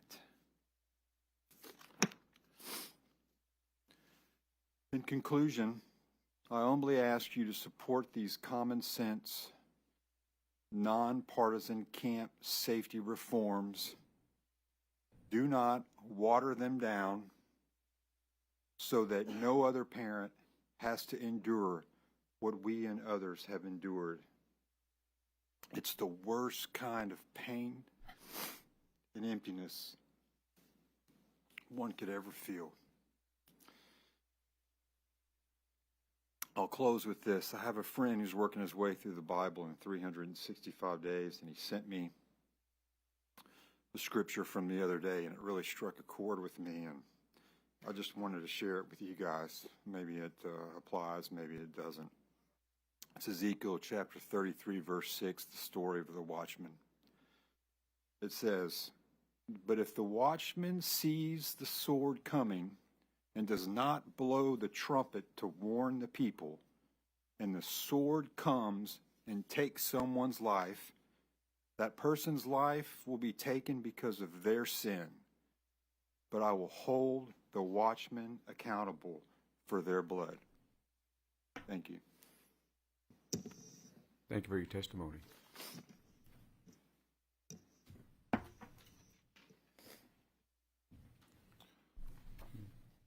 Good morning, Chairman Perry and members of the Senate Select Committee on Disaster Preparedness and Flooding. Thank you for allowing us to speak our hearts and minds today. As you've seen over the last couple of hours, this is impossibly difficult for this group to get up and do. We're doing it for our daughters, but it is not lost on us how difficult this is for you as well to hear this, knowing that you are parents and grandparents. We recognize how valuable your time is and are humbled by your willingness to share it with us today. My name is Ryan DeWitt, father of Molly Claire DeWitt. I'm here before you on behalf of my wife, Elizabeth, and Molly's older sister, Annie, who is also at Camp Mystic, and by the grace of God, is still with us. And Chairman Perry, I appreciate you recognizing that at the front half of this. But I want to correct you and say it's hundreds of children. My oldest daughter was in rec hall on the second floor catwalk, water at her ankles. This is a child who has been through the ringer with weather events prior to this, was in therapy for them for a year. And I feel compelled to share with this group that in the terror of that night, when she was on the catwalk with 100+ other girls, Annie, Molly's older sister, who was terrified of weather, found it within herself to lead her cabin in song and prayer in the face of what just months prior would have brought her to her knees. And I feel compelled to say that because my pride for my oldest daughter, Annie, is immeasurable. She's stronger than my wife or I. And I know she's going to watch this, and I want her to hear that out loud from her dad. Molly is one of the precious lives lost during the July 4th flood, along with her 26 newly minted sisters who had formed an inseparable bond in just a week's time. Molly was and still is a bright light in this often broken world. She embodied so many amazing qualities despite her brief 9 years on Earth. She squeezed more into 9 years than many do into 90. Saying Molly was larger than life is no exaggeration.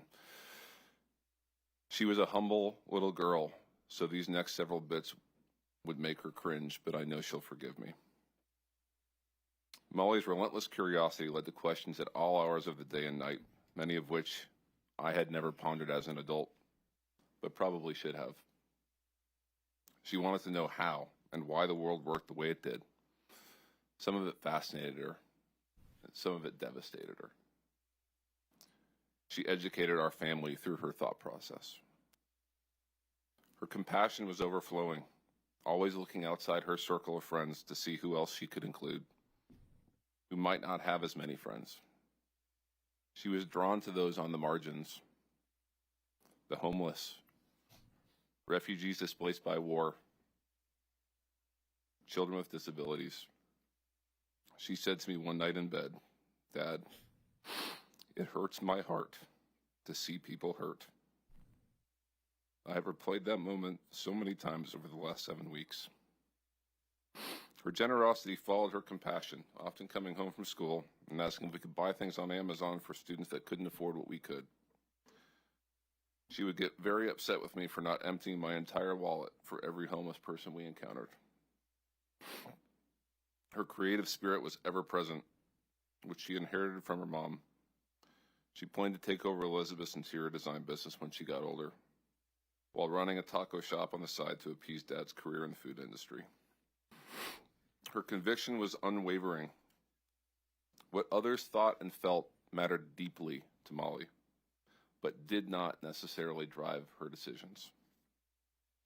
Those were all her own, oftentimes to the chagrin of Elizabeth and I. Her athleticism and drive were remarkable. A talented soccer player from an early age, she didn't understand giving less than 100% of the time. It just didn't register as an option for her. That was evident in everything she did. Her faith in God was deep and unwavering, which Elizabeth and I always emphasized as important, but something that she took to another level all on her own. We continue to find notes and papers of prayers that she wrote to herself that are evidence of her love for our Lord. Molly was radiant, stunning in a way that went far beyond her appearance. Her beauty wasn't just seen, it was felt. Her expressive face told stories of joy, mischief, compassion, and light. Her vivid blue-green eyes held remarkable depth, connecting especially with those who felt unseen. She made people feel known, not just with her words, but with her presence.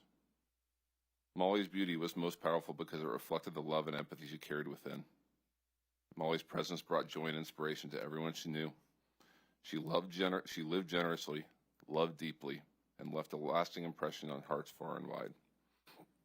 And most importantly, Molly was in ongoing awe of her older sister Annie, every minute of every day. Annie taught her things Elizabeth and I could not. Molly was her biggest fan and always will be. The joy on her face when Annie allowed her to hang with the older girls cannot be put into words.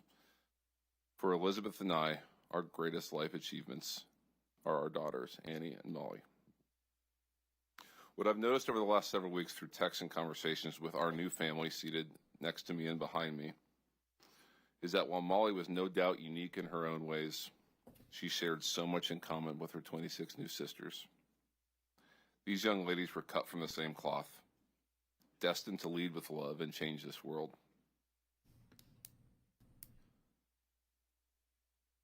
And the two counselors from Bubble Inn, and I don't want this to take away from the counselors from Twins, who, as has been previously stated, did everything they knew to do and followed directions. But Molly was in Bubble Inn, and those two counselors, Chloe Childress and Catherine Ferruzzo, were without a doubt a 10-year fast-forward snapshot to where our girls were headed. They were both set to start classes here in Austin this coming Monday. They were loving, strongly rooted in their faith, and selfless. They will forever be heroes in our hearts. When we dropped Molly off at camp, Annie had been for the last 3 years, and on the ride there, she kept on saying, and looking at the clock, she knew she was getting dropped at 10 a.m. She kept on saying, "Oh, only 45 minutes till I don't see you guys for a month. Only 30 minutes till I don't see you guys for a month." We got out of the car. I gave Annie a big hug. She had been through this before. She looked me in the eyes and said, "I got this, Dad." She was homesick every time and worried every time, but she always pushed through. My goodbye with Molly is something I will never forget. She walked up to me. I was on one knee. She gave me a big hug. She pulled back. She grabbed me by both arms, and she looked me directly in the eye. No less than 10 times, with eye contact I had never experienced from this little girl. She said, "I love you, Dad. I love you, Dad. I love you, Dad." While I'm so grateful for that goodbye, that moment haunts me today, because shortly thereafter, I pulled the car farther, and I was told, as I'm crying, "We got her. She's safe." We drove out of camp. I'm a wreck. And I looked at my wife, Elizabeth, and I said, "I don't think we should go out of town, overseas." And my worry was something would happen to us on the plane in another country, that we wouldn't be able to go back and pick our daughters up. And never in my wildest nightmares did I think that this is what was going to occur. In short, on July 4th, the world lost 27 lives that were destined to change our landscape forever in their own unique ways. The biggest tragedy is that it never should have happened. This was 100% preventable. We are here before you today as grieving parents, as you've heard, living in an unimaginable nightmare, but also as pillars of strength for our daughters' legacies, to ensure that what happened on July 4th never, ever happens again. Senate Bill 1 is long overdue, reflects common sense life-saving measures that every camp in Texas should be required to undertake, taking the appropriate preventative measures to remove as much possible risk of disaster, in concert with doubling down on detection, training, and response when the disaster does occur. It's the only path forward here. Every camp should consider the location of their buildings and sleeping quarters. Every camp should utilize a functional and effective early warning system. Every camp should have a detailed evac plan that is documented and run through, both in and out of camp session. Every camp should have an adequate adult to camper ratio. Corners cannot be cut. Arms cannot be twisted. Gray areas cannot exist. These were our children's lives. Now we fight united for the safety and lives of millions of children that will attend camps in the future. And the future is right now, not the next special session in 27. And I recognize as I look at the 9 of you that this message is not directed at you, but I know this is public testimony. And I'd like to say, for those that may dare to oppose the fundamental principles of this bill, I'd ask that you envision stating your case in front of our 27 daughters. If you had the opportunity to look each of them in the eyes and tell them that their safety and the safety of millions of future campers was not a priority, could you do it? We cannot answer that question for you. In closing, we're humbled and honored as a group for the incredible support we've received from our local communities. We would not be here without you. I drew some inspiration from a quote that Governor Abbott uttered during his own personal story of overcoming a life-altering accident. He said, "Our lives are not defined by our challenges, but by how we respond to them." This is our response. We implore you to join us in that response. Do not waver. Do not hesitate.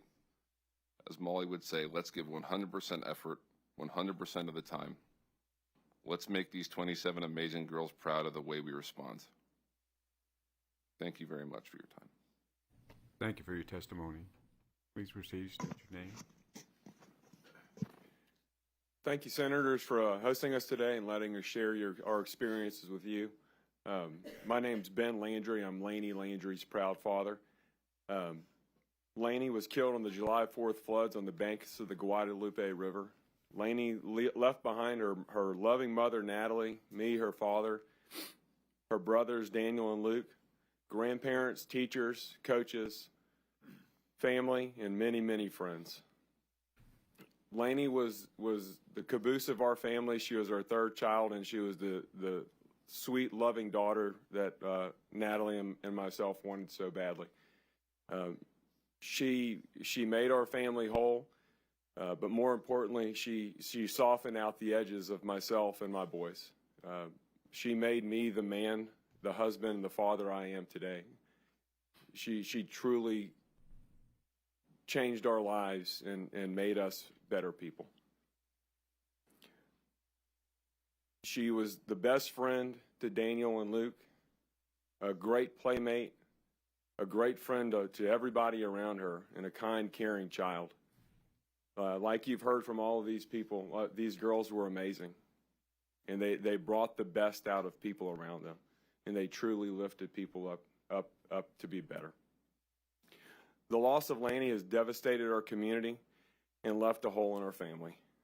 While we're full of grief and sadness, we are comforted that she's in heaven with Jesus and that she will lift us up and that she'll lift all of our community up. And so we'll be able to find peace and happiness again. Laney and the other 26 girls that died at Camp Mystic that night have given our families the strength and focus to fight for these changes. It's clear that the status quo did not work, and important safety standards must be imposed in the camping industry, just as they are in schools, daycares, and industrial, commercial, and manufacturing sites. No emergency plans and no evacuation training is not acceptable. There's not an industry I know that would allow this. I've coached lots of my kids' teams, and I've always told them I will never put you in a position to fail. All of these girls were put in a position to fail. They were told their directions were to fail, and that's what happened that night. These children were put to sleep in a floodplain with no plan for a flood. This must be changed now so this does not happen again. This is an event that was preventable and was caused by years of neglect, ego, and complacency. Never again should these words be used to describe the children's camps in Texas. Our families are welded together in this awful event. We are not here to ask that you take our grief away. The grief represents the everlasting love that we have for our girls. We are asking that you pass this legislation to give us the comfort and hope that this does not happen to another family. They did not, so they don't have to deal with and live through this grief and pain. I want to thank you all for having us today and working to pass this legislation. And I want to give a special thanks to the Texas communities and communities all across the country that have supported us and prayed for us. In particular, I want to thank the St. Michael's and St. Teresa church and school communities in Houston, the SBMSA and Post Oak families, and all the close families and friends that have loved and cared for us. In particular, I want to, even more detailed, I want to thank the families, the 26 other families here who have all lifted each other up, have supported and cried together and helped each other and to get through this time. Like our daughters, your kindness will not be forgotten.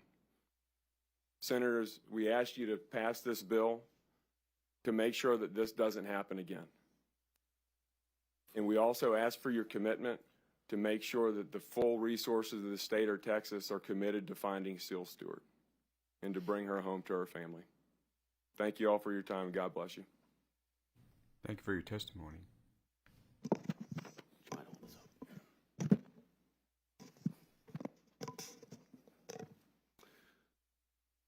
So thank you, Ben. So I'm Matthew Childress, and I'm honored to be the father of a hero, Chloe Madeline Childress. I am the caboose today, so I'll be the final one that you'll be hearing from and the final one that will torture you with these stories. But I want you to remember there are many more that did not testify. And these are the realities that we will live with the rest of our lives. As you said, Senator Kolkhorst, don't unhear them.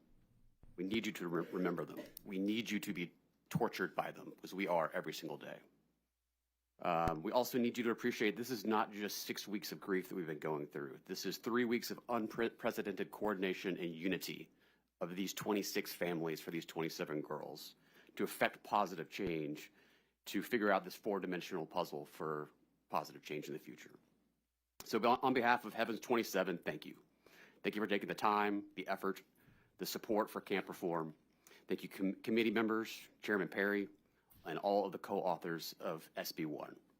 And also to the state leadership, the governor, lieutenant governor, and the speaker. And I also want to thank the camps that have been reaching out for meaningful change and alignment. That's meant very, very much. And also, I'm very sorry, and I want to offer all of my condolences to all of those others that lost their lives, not just at Mystic, but this horrific accident, all 138, plus the continued support for the search for Seal. So this is my daughter. Let's make sure it's up. Is it up? Yeah, this is my daughter, Chloe. Chloe was 18 when she was killed. This is a grown woman.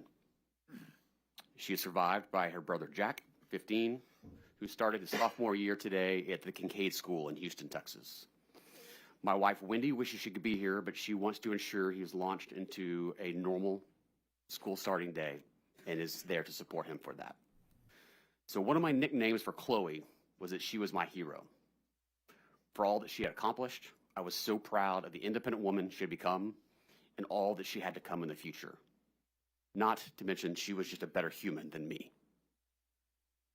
She was one of the counselors, along with Catherine Ferruzzo, in the Bubble Inn cabin where all lives were lost. As others have testified, we tried our best to not think about the horror, the terror, and the fear that happened in that cabin that night. 14 girls scrambling for their lives because they did what they were told to do. But as we fast forward, it does turn out that Chloe was not just my hero, but she was an actual hero. Chloe and Catherine both died as heroes trying to save all those sweet little girls. Chloe's from Houston. She graduated from the Kincaid School as a cheerleader, cross-country runner, and a lover of music. She was to attend the University of Texas to study pre-med and to ultimately become a doctor. Chloe was the perfect balance that I could ask for. She was fun, she was spontaneous, she was a troublemaker, she made all of her friends laugh. But she was also smart and studious and driven. And because of this, I called her the machine. She was also a rule follower. As her father, this is what I taught her. I taught her manners. I taught her respect. I taught her to obey orders and authority. She did what I told her. She followed directions of the authorities. And that is what killed her. Last Thursday, instead of moving my daughter into Hardin House, about a mile from here, to start her freshman year, I was at the state capitol with 25 other grieving families that had lost their daughters. We were there to plead with state leaders, asking them to take action so this tragedy would not happen to anyone else in the future. So there are over 1,000 camps operating in the state of Texas with deep history, roots, and impact across the social fabric of our state. As a boy, I attended camp in Hunt. The women in my family are 3 generations of Camp Mystic. I spent my youth picking up my sister at Mystic, staying at the River Inn, and begging to stop at the Hunt store on the way out for a burger. These are places that create lifelong memories and friends that folks will have for the rest of their lives. These are places that should live on and should be cherished and enjoyed for generations to come. The change we are asking for is to provide protection measures to ensure that camps can survive. So the changes we are asking for are very common sense, logical, nonpartisan ideas for camp safety. These are positive, forward-looking changes to ensure a continued flow of new kids into these camps for years to come and giving the parents the assurances that they need. So first, prevention. No child should sleep in a floodplain. Daycare and schools already have sitting laws that prohibit such dangers. I do support the exemptions or exceptions for lake-bound camps that Chairman Perry spoke about earlier. I am from Houston. I know what it means to live in homes in the floodplain. I've lived through Allison, through Ike, through Rita, through Harvey, and countless other storms. And as I tell many people, it's not a question of if a Category 5 hurricane will hit Houston. It's just a question of when. When you look at the Central Texas storms, they have happened before. These storms will happen again. And anyone telling you otherwise is fooling themselves. Second, detection. Simple flood and weather alert systems with backup communications would have saved lives. Third, training. The official plans at most camps are to stay in place. The girls who died here were the ones that followed that plan. Training should prepare staff and campers to act, not to wait in danger. And then finally, response. There needs to be better coordination with local first responders because in an emergency, confusion kills, and we saw that on July 4th. These are basic protections that all parents should expect when they entrust their child to a camp. They are not costly, and camps have simply been exempt. That exemption has now cost lives. So we need to, from a timing perspective, we need to make these immediate changes in this special session with everyone's support because people are already enrolling their children for summer camp next summer in 2026. But we are also here to remind all of you that we are here for the long haul. We have to live with all of this for the rest of our lives. I plan to make it my second job so that no other parent has to go through this type of pain. As we look towards other meaningful reforms across the spectrum in future years, in future sessions, hopefully you'll see me again in the future. Again, pressing for common sense, nonpartisan reforms that everyone can support. People ask me every day how I'm doing. I tell them the truth. And for the record, I tell them, this sucks. This pain is unbearable. Chloe was killed following the manners that I taught her. I lost my firstborn, my machine, my running buddy, and my hero. And for this group of Heavens 27, I am overwhelmed by the unity that the 26 families have had. This all came together in less than 3 weeks, and we have to see this through. There's nothing we can do to bring our daughters back, but we can honor them by ensuring their deaths lead to meaningful change. For now, the time is to act and support SB 1. For my hero, Chloe Madeline Childress, the rest of Heavens 27, and for the millions of campers and parents in the future, so this does not happen again. Thank you all for your support. Senator Betancourt. Thank you, Mr. Chairman. Gentlemen, I just want to tell you, your testimony is absolutely 100% correct. There is a lot of grief in this room, but there's also anger. You know, I have to suppress it now because I feel what could have occurred and what didn't. But I also know that there's 1,100 camps out there that, and many of them do it the right way. This camp was horrifically wrong. The instructions to Chloe were horrifically wrong. And that's where that anger comes in. I have to portray my Irish Catholic, or betray it, I guess, to keep from reacting to it, because I feel it too. You don't have to worry about, a couple of you mentioned bipartisan. There was no partisanship here. My classmate and friend Jose Menendez and I, and And Senator Blanco has sat through everything in Kerrville underneath the Dios from Senator Flores and Chairman Perry. And we're going to make these changes stick because they are common sense. You know, and Ben, you made a point about being a coach.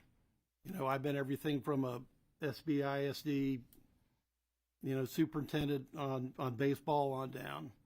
And you never leave your children at a point of failure. Never put them out to fail. And they didn't. But a lot of other people did. So we're going to recognize the obvious and do what we can to change it. And there won't be any testimony against this. And Ryan, to you, I want you to hold on to that 10 seconds with your daughter, because that's her gift back to you. And you keep giving that gift to everybody that you know of for the rest of your life, because that's what she'll want you to do. My life's purpose has been redefined. I could tell. You know, and God bless you.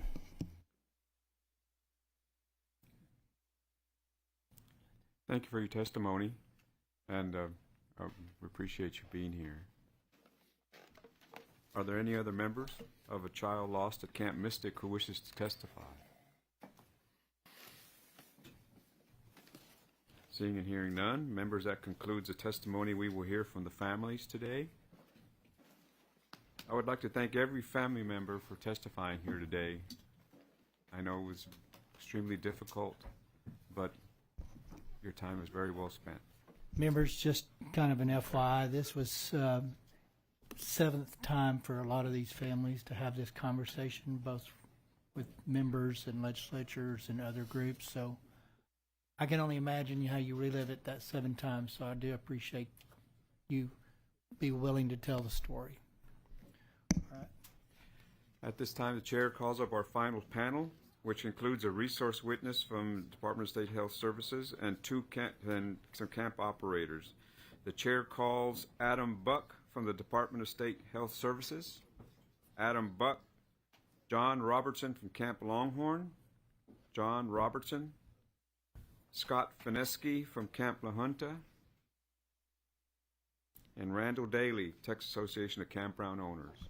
You come forward, please. Mr. Chair, I have kind of a comment. It's not meant to... Senator Perry? I looked down the list of those that are testifying from the camp groups, and I'm not going to tell you how to register, but I would suggest that an ON is not supporting a bill. So you better have and better get ready for some hard questions for an on the bill. That is really not, I think, going to be well received. So you can choose to register that way. You can choose to register against it or for it. But I think members are going to want to know why you can't support common sense legislation. So that's y'all's call, y'all's prerogative, and y'all's privilege, and I'm not going to beat you up with it. I can't say the same for every member on this legislative panel. So as you go through this, if you want to make your change, it's a good time to state on the front end that I've switched it from on to support.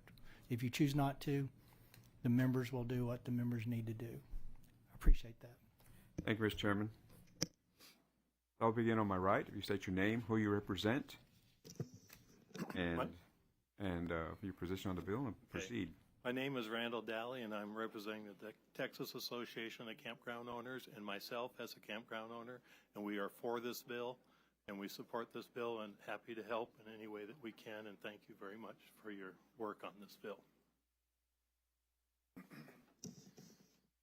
My name is Scott Fineski, and I'm testifying on behalf of Camp La Junta in support of Senate Bill 1. Thank you. And John Robertson from Camp Longhorn. Again, as my compadres here say, we support this legislation. You're currently registered as on, so you want us to change that to support? That is correct. We wish to change the registration from on to in support. Yes, please. Thank you. So noted. Chairman Perry, members of the committee, I'm Adam Boog. I am the Associate Deputy Commissioner for the Consumer Protection Division of the Department of State Health Services. I'm here to provide some information about our youth camp licensing and inspection program. Senator Perry. So questions for dishes just specifically. First of all, I'm going to kind of give you a lifeline here. So I want your colleagues in dishes to take heed here today. We are asking dishes to step up, step out, and do more things than they've been asked to do. I sit on finance. I'm not naive to assume you're going to get this done today with existing resource. Yes, sir. So before we get out of this building in the next week, it is absolutely, and I cannot stress this enough because I do this with every agency, and very seldom do agencies take advantage. Within reason, I want an inventory of personnel needed to implement, enforce, and inspect before next camping season, and I remind you that starts before the next session. Yes, sir. So I need a very detailed map of what is available today and what you will need to make sure these provisions are implemented and inspected. And that is on y'all, because I don't live in your world, but I also recognize not all of this is free. So take that to heart, and I hope your folks are listening. And I would expect that information to be available before we leave this week, because we have a protocol on how we get hearings done. So please take that to heart. Secondly, specifically, and we're not going to relive history and whys and why nots forever, but I want to clearly understand what is supposed to be being done today. My understanding is Camp Mystic passed with a 100% rating 2 days prior to. So what was being inspected at these camps today? What was supposed to be that wasn't? So give us kind of a general framework and then hone in on how can a facility 2 days before an event like this be a 100% rating? It may be on the legislature that we did not give you the prescripts necessary to force the inspections as they were, but we're fixing that today. But give us, as a members, and I'm sure there'll be other questions, but I want you to make sure that I will put it this way. If another event happens after April of 26, and I hear the word we didn't have the manpower, the resources to do it, as someone said earlier about watchmen, it is incumbent upon us to accept the role as watchmen, but when we implement it, that role transfers to y'all. Thank you. Yes, sir. Thank you. Senator Kokhorst. Give us the big umbrella. Okay. Thank you, Chairman Perry.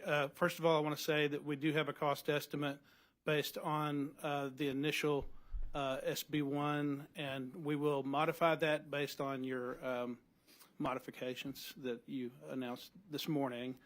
DSHS. I wanted to say before you got started, to your, thank you for recognizing me.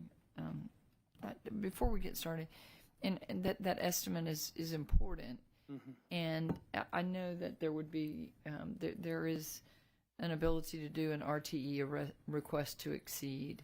I'm not sure how the Lieutenant Governor and Senator Huffman want to do this, whether it's included and domiciled within SB, I think it is now 5, or again, we're on a 30-day timeline, but we get RTEs from y'all all the time, not just dishes, but agencies. And so this would be something that could fit in there, I do believe, on an RTE. But it needs to be, as Senator Perry said, I would use the word robust, complete. Okay? For sure. Yes, Thank you. Thank you. Any other things, Senator Perry? Members, any questions for the panel? So I want dishes to go through existing framework. I don't want to rehash what we didn't get done specifically, but I think people need to answer that question, how 100% inspection was created, if it was because we didn't require what we should have required, or if it's required it, but it became complacent, if it's just kind of check the box routine stuff. So share with us what you can share about existing and what this next level will be. Yes, sir. Health and Safety Code 141 has 15 standards that is broken down currently in section 141.0025. And we basically have identified 86 inspection criteria from those 15 standards that we do go inspect. I believe the things that we do in terms of inspections are verifying the records are appropriate. We have verified that they have an emergency plan. Our staff, we aren't the organization that approves those emergency plans, but we do verify that they meet certain criteria, such as, to be implemented in the case of a disaster, serious accident, epidemic, or fatality. We verify that they have a copy of the plan, that it covers those specific event types, that it's posted in the buildings, all the structures within the camp, that camp staff and volunteers are aware of the plan. I understand that we do some interviews of a select amount of staff to verify, about the emergency plan.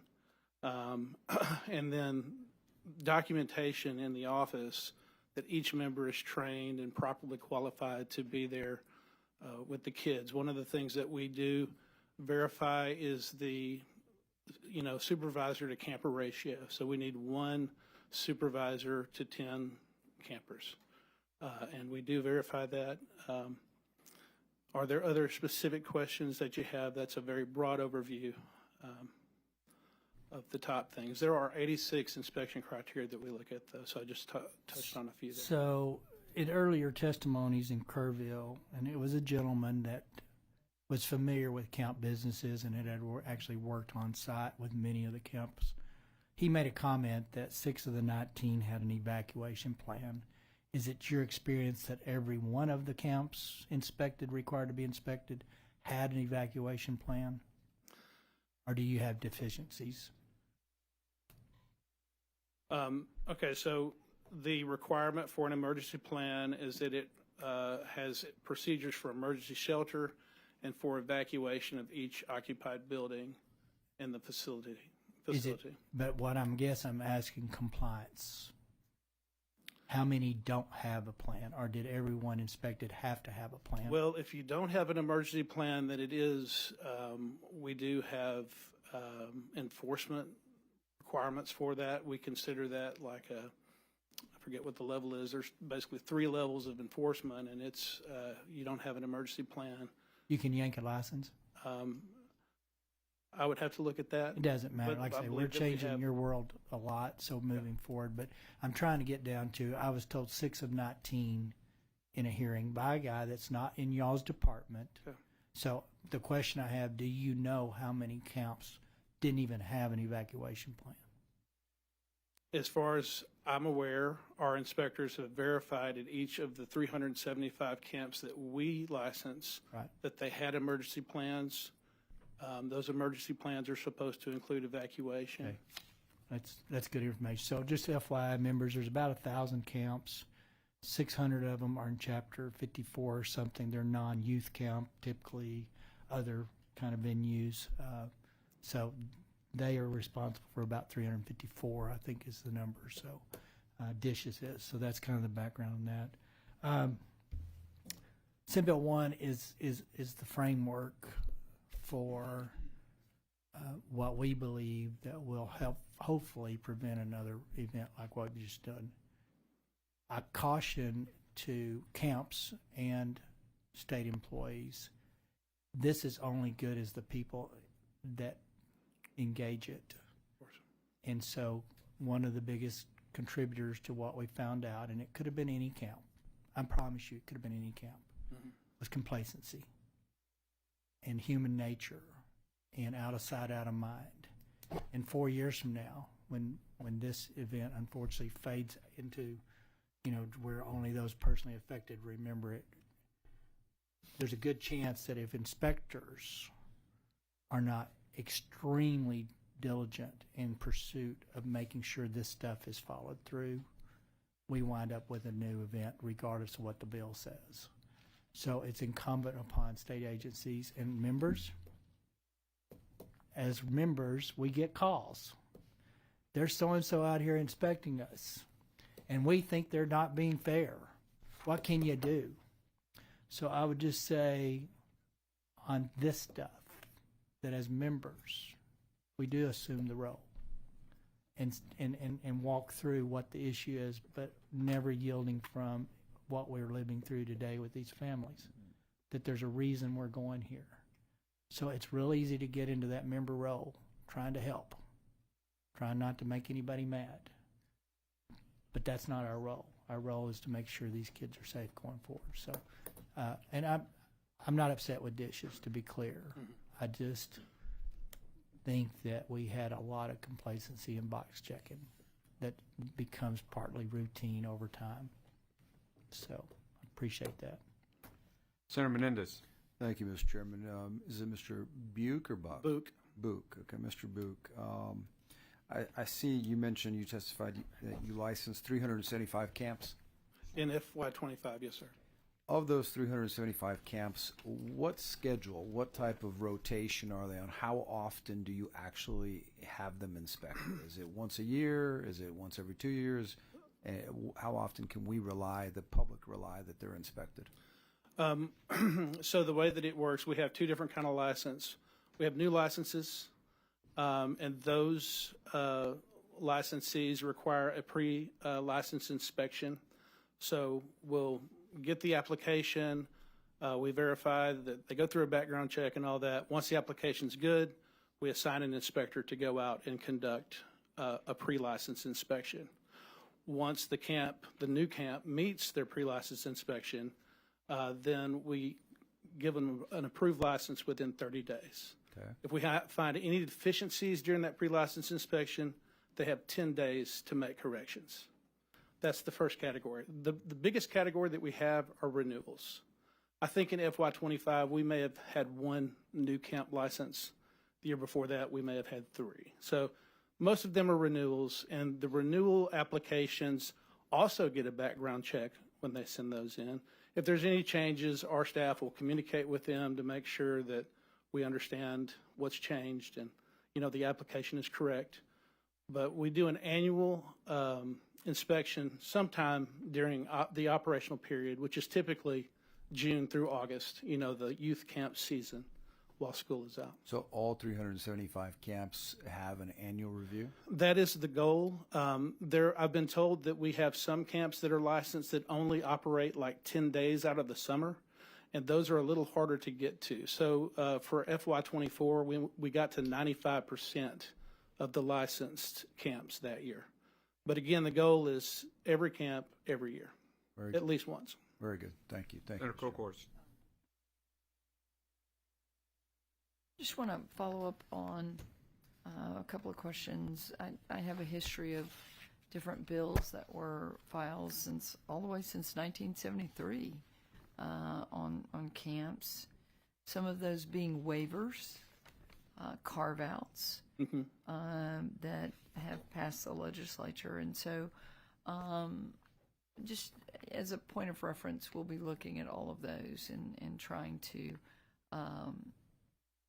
make sure that we didn't make some mistakes along the way with some of these waivers. And so the other thing that I would like to ask is, of the licensed camps, do we have a record of how many are accredited by the accreditation process that's kind of a national standard? First of all, on the waivers, I was texting my staff while we were hearing some of the testimony earlier, and they have confirmed we're not aware of any waivers that have been requested or approved at this time with current licensees, just so you know. The second question, what was the second question again? It was about accreditation. Accreditation, I have heard about certain camps that are accredited. I don't have that number right now, but we can certainly get that back to you, Senator Cooper. Thank you. There would be, some that would say, and we use accreditation processes for a lot of, a myriad of things that we oversee. We have SACs for colleges and things like that. So it might be something that we need to consider as a standard. It's kind of a gold standard, obviously. So I know I've had some questions about that. Thank you. Senator Perry. Thank you. Back to the waivers. I guess I'm just not even thinking. This resets. SB1 resets. Yes, sir. I heard. It's as if nothing existed today. This is the new one. So any waivers of the past, gone. Because I can only assume most of them were exempting them out of things we thought were important enough to put in statute, but people didn't want to do it. So if there's some legitimate need for something, which I cannot envision what it would be, but generally speaking, I want dishes to understand it doesn't matter what the past waivers were. This is a new day. Okay. Thank you. Thank you, sir. Thank you. Members, any other questions? Mr. Daly, do you have any testimony that you wish to present? No, sir, we're just here in support of the bill. Have any testimony you wish to present? We sure like to hear it if you have some. Sure. Chairman Perry and members, thank you for letting us come in and testify today. Again, my name is Scott Fineski. I'm the owner and director of Camp La Junta in Hunt, Texas. And before anything else, just want to, we heard some pretty powerful testimonies earlier, and and just want to say, we are deeply sorry for all the loss that has been happening in Hunt. It's, through the community and through the camp community, we're grieving alongside and with the families, and it's difficult to wrap our brain around the devastation, and it's been, and so just wanted to say, we are sorry for all the loss that has happened. A little bit about, the night. On July 2nd, we welcomed our second-term campers. We had 295 campers and an additional 100 staff members were on site for second term. The following night, the storm struck. My wife and I, we were awake early, as were members of our staff. However, we did not receive any emergency alerts or warning about the rapidly rising river.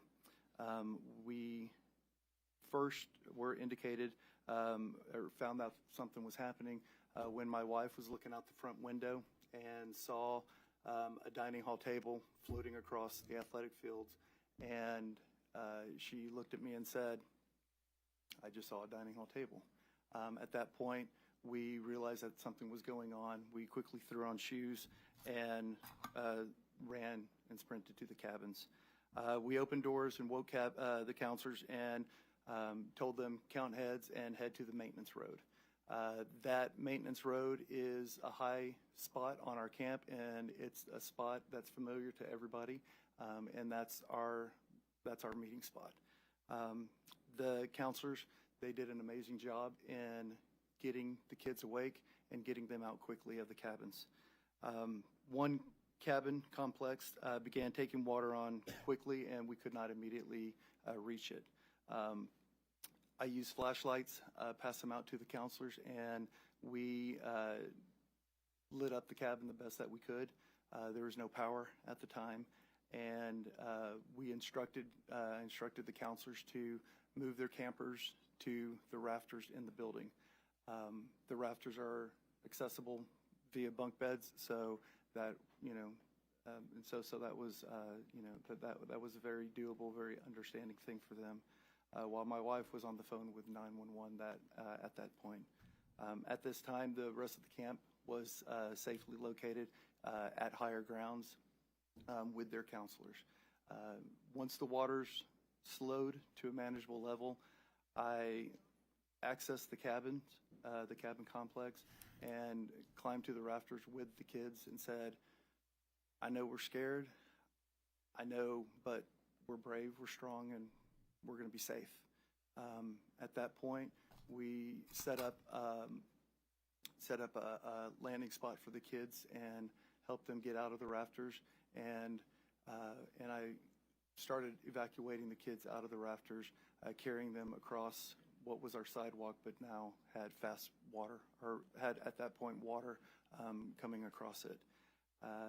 When the water lowered a little bit more, slowed down a little bit more, I felt that I could bring counselors to come stand in the water, and we formed a line, and a counselor helped me pull the kids out of the rafters, and we carried the kids across the sidewalk out of the water and over to my wife on the high grounds. In addition, we had one smaller cabin that housed 4 of our counselors. It was swept off of its foundation, and it floated about 20, 25 yards away from where it was originally located, and it was stopped by a tree that was, along the path. Once it stopped, I was able to reach out to the counselors and get them out safely and up onto dry land. Sometime in the morning after sunrise, we received a phone call from local authorities to confirm the status of our situations. I let them know that we were all safe and accounted for, but we had no water, we had no food, and we had no electricity. They said they would not be able to help us at that time. And the way that we were able to secure water and food for our campers was that we had a family member who was able to get a private helicopter to fly in and give us some food and give us some water for the kids. Throughout the day, we had our kids staged in the high cabins that were untouched by the waters, and my wife and I, we were calling everybody that we could to try to figure out how we were going to be able to get out of camp. We did not receive any help in that way. My wife called the superintendent of Kerrville ISD and said, "We need buses." He said, "Give me an hour and a half." And he sent school buses out, and when in communication with the local fire chief in Hunt, we determined when the water was going to be low enough that the low water crossings were going to be passable, and he had buses waiting, and when they opened up the bridges, they were one of the first vehicles to get across. They came into camp, and after head checks and making sure that we had everybody, campers and counselors alike, on those buses, they left and they went into the staging area in town, and we had already been communicating with parents where that was going to be and when they needed to arrive at that location. And that was about 6:30 that night that we finally were able to evacuate camp. In the history of Camp La Junta, we've never witnessed flooding at this level. The river exceeded our previous high water mark, by a large amount. And while we cannot go back in history, while we cannot go and change what happened in the events, we're committed at Camp La Junta, and a lot of the camps in the Hill Country are committed to moving forward and continuing to, provide camping programs in a better, stronger, safer way than previous. And with SB1, we feel that this is going to help us out. And so, thank you guys for your diligent and quick work on this. Senator Perry. I just want to say, you're one of the ones that we had this conversation. You call it blessed, and it is truly blessed that your wife got up and saw something at that point. But here's the thing I would tell you. You were decisive. And although it may not have fit the wheelhouse of SB1, you had a plan. You knew what maintenance road meant, and so did all your folks. So on that account, I appreciate the fact that you were there as the owner, first of all, kind of in the mix, right? But you also responded with decisive action because you had made sure everybody knew what maintenance road meant. Just something as simple as, here's what you do. When you hear it, you head to the higher ground. So on that front, you're to be recommended, but mainly appreciated for that. You had the vision and the wherewithal to know we need to be prepared. So, but I thank you for that. Senator Betancourt. Thank you, Mr. Chairman. I think Senator Perry's done a great job pulling this bill together with the help from Senator Colkhorst and other members of the committee. I just want to go back, including the flood warning siren bill. Gentlemen, is there anything we're missing at this point? I mean, we're moving it, as Senator Perry said, warp speed to get this done, which is what we need to do. I just want to make sure we're not missing anything obvious. And I do commend you for making that decisive change. The chairman is right. Big difference, because you save lives. Other people made a mistake. Other people tried to go out and have their lawn equipment evacuated to higher ground before they evacuated the kids. And I'm so angry about that. I have to contain that every time I hear this story. Okay. So, but you didn't, you know, and that you're to be commended of, because you saved that crew. You did. Now everybody helped, but you made that fundamental decision. I just want to make sure while we have a chance, if we're missing anything else, because the other camps, a lot of them did the right thing. And this bill is not to punish the camps that did something good, but to collect the best practices that we all do it right in the future. Gentlemen, sorry, Mr. Chairman. You'd like to respond? The only thing that I'll say is I neither my wife nor I and anybody on Camp La Junta grounds, we're hooked up and connected to alert warnings, and we did not receive a warning that morning.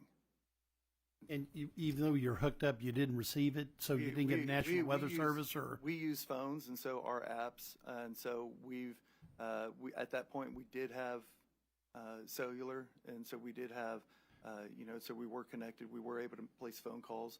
My wife was on the phone with 911 on camp at that point, but we did not receive any alerts. Well, there was a preposterous failure for Kerr County not releasing their own warning on top of everything else. Still, already the flood system had already gone to maximum, torrent.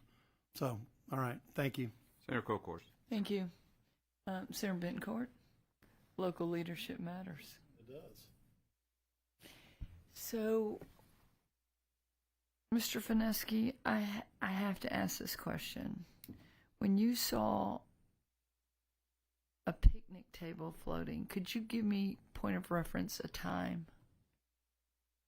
I can't give an exact time, and just so you understand, it was not a picnic table. It was a dining hall table. So our dining hall walls came down. And so we had what ended up a house from upriver came and landed and ended up in our kitchen.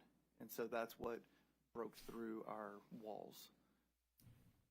And so you have no idea what time that was. I know it was after 3 o'clock, and it was before 4 o'clock is when we saw that. We ran out and started the evacuation. I want to say around 4:10, 4:15 is when we left the house, roughly. But looking at my phone and looking, we determined that just by the first calls to 911, really, and just kind of guessing from that time period. So, and I think this is really important in coordination with all the other bills and what we heard. So, Chief Kidd in the back of the room, I'm going to go with your timeline. It's not off by 2 or 4 minutes with Senator Perry, the video that you played in our first hearing. But 1:14 a.m. first warning in Ingram and Hunt. That is a warning. Now, under Senate Bill 1, at that point, you would be evacuating to higher ground. It was 4:23 that the emergency warning went out. In my estimation, it's late.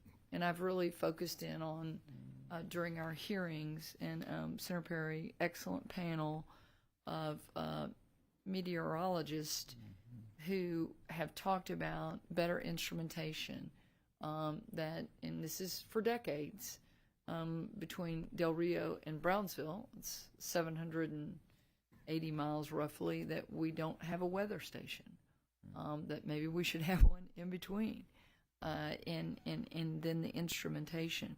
So at 1:14 a.m., I have to ask this question. And this is the devil's in the details of how you get that warning. Originally I'd filed Senate Bill 6 of the last special, Senate Bill 60, and it's requiring y'all to monitor weather radios. Chief Kidd, you've talked about the simplicity of yesteryear where you have simple instrumentation that you're listening to. What would you have done at 1:14 a.m. with a warning? And this is for us to better understand Flash Flood Alley. Different than Camp Longhorn. Right. Different geography. And that's really important to understand Flash Flood Alley and the geography, which higher ground, I don't know if at La Junta it's available. It certainly is at Mystic. So what would you have done just for us to understand the implementation of these bills that we're working on? First of all, I would have, we would have talked to our security guard. We do have an active security guard at night. Even with the security guard, there was, failure in that point that we spoke with them during the night, and there was no warning of rising waters or anything like that coming into camp. If I had received a warning at 1:14 in the morning, I would have gone down. We would have looked at materials. We would have looked at equipment to see what was on the floodplain.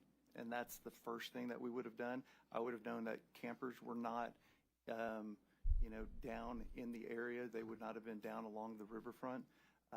From where I've seen the water, I would have, that's where we look at our flood lines and of what's coming to camp for. And so I would have, started there, and we would have made sure that our security guard knew about the warning and would have continued to. Would you have evacuated children that are sleeping in a floodplain? We did not have, we only had one cabin in a floodplain, and I would not have evacuated them. I would have had our security guard stationed over and been paying attention in main camp with the idea of looking at rising water. But I would not have evacuated them immediately from at 1:14 in the morning, no. Hindsight's 20/20. Right. It's very clear. Exactly. What would you do today? We would definitely evacuate. I mean, definitely I would have, again, talked to our security guard, and we, and had that urgency to be aware of the warnings, to be aware of the situation. But definitely we would have looked at, evacuating, buddying them up in the, in the higher cabins. And we would have done that for sure. So I look back at my notes from Kerrville, and I have to say to the parents, I wrote down on y'all's testimony, and I haven't counted it up, complacency was a very recurring word that I wrote down. Complacency, complacency, complacency. 67-year-old woman living in Kerr. She'd seen 25 floods in those 67 years. She said complacency by residents. We were complacent. She said 2025 is the new benchmark versus the 1932 benchmark. Her other quote was, Mother Nature humbled us. So now, and you say sidewalks and things, and I'm saying this for every youth camp out there. I'm saying this for every resident who has a property on a river, because I know one of you talked about not just the 27, but I mean, there were 132 people lost in this flood. There is a new benchmark. The older gentleman, Chairman Perry, that testified, who his family had a cabin, his wife's family had a cabin since 1930. He's a mile down from Mystic. He's near you. And he said, 1930, we'd never seen water anywhere near her family's cabin. And something woke him up at about 2:40 a.m.-ish, 2:40. And he said he looked out and he said, oh my gosh, we got to get out of here. Wakes his wife up and you remember this, Senator Menendez? Mm-hmm. And his wife's friend and says, we've got to get out of here. And when he stepped out of the back door, he said, I stood in water, and he said, we can't get out. And they climbed up in a tree, and the water got to his waist. And he said, this is probably it. And at that point, it just barely started to recede. So this is a new watermark, right? Right. What will you do, and what changes will you make?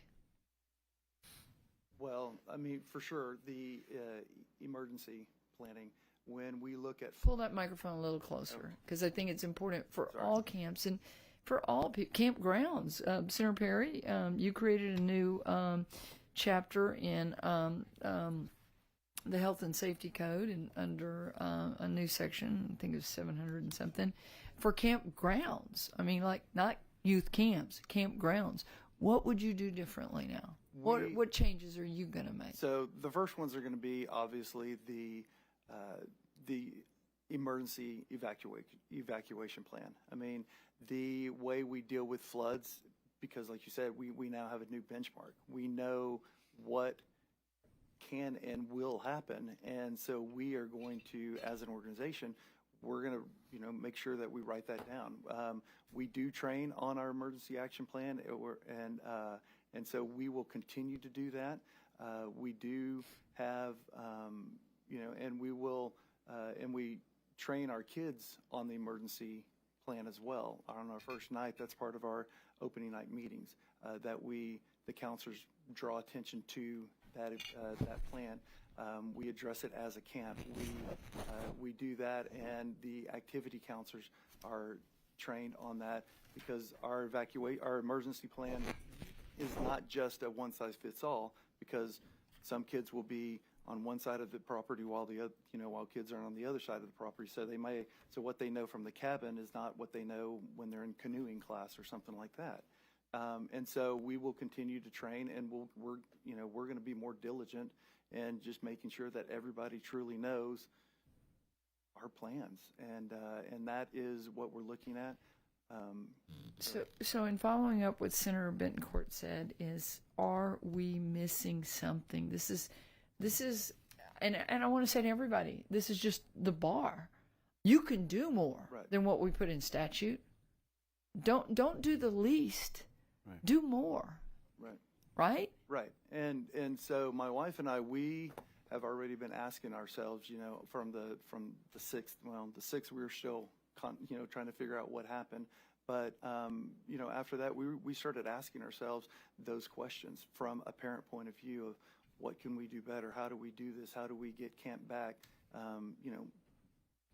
better, stronger, and safer?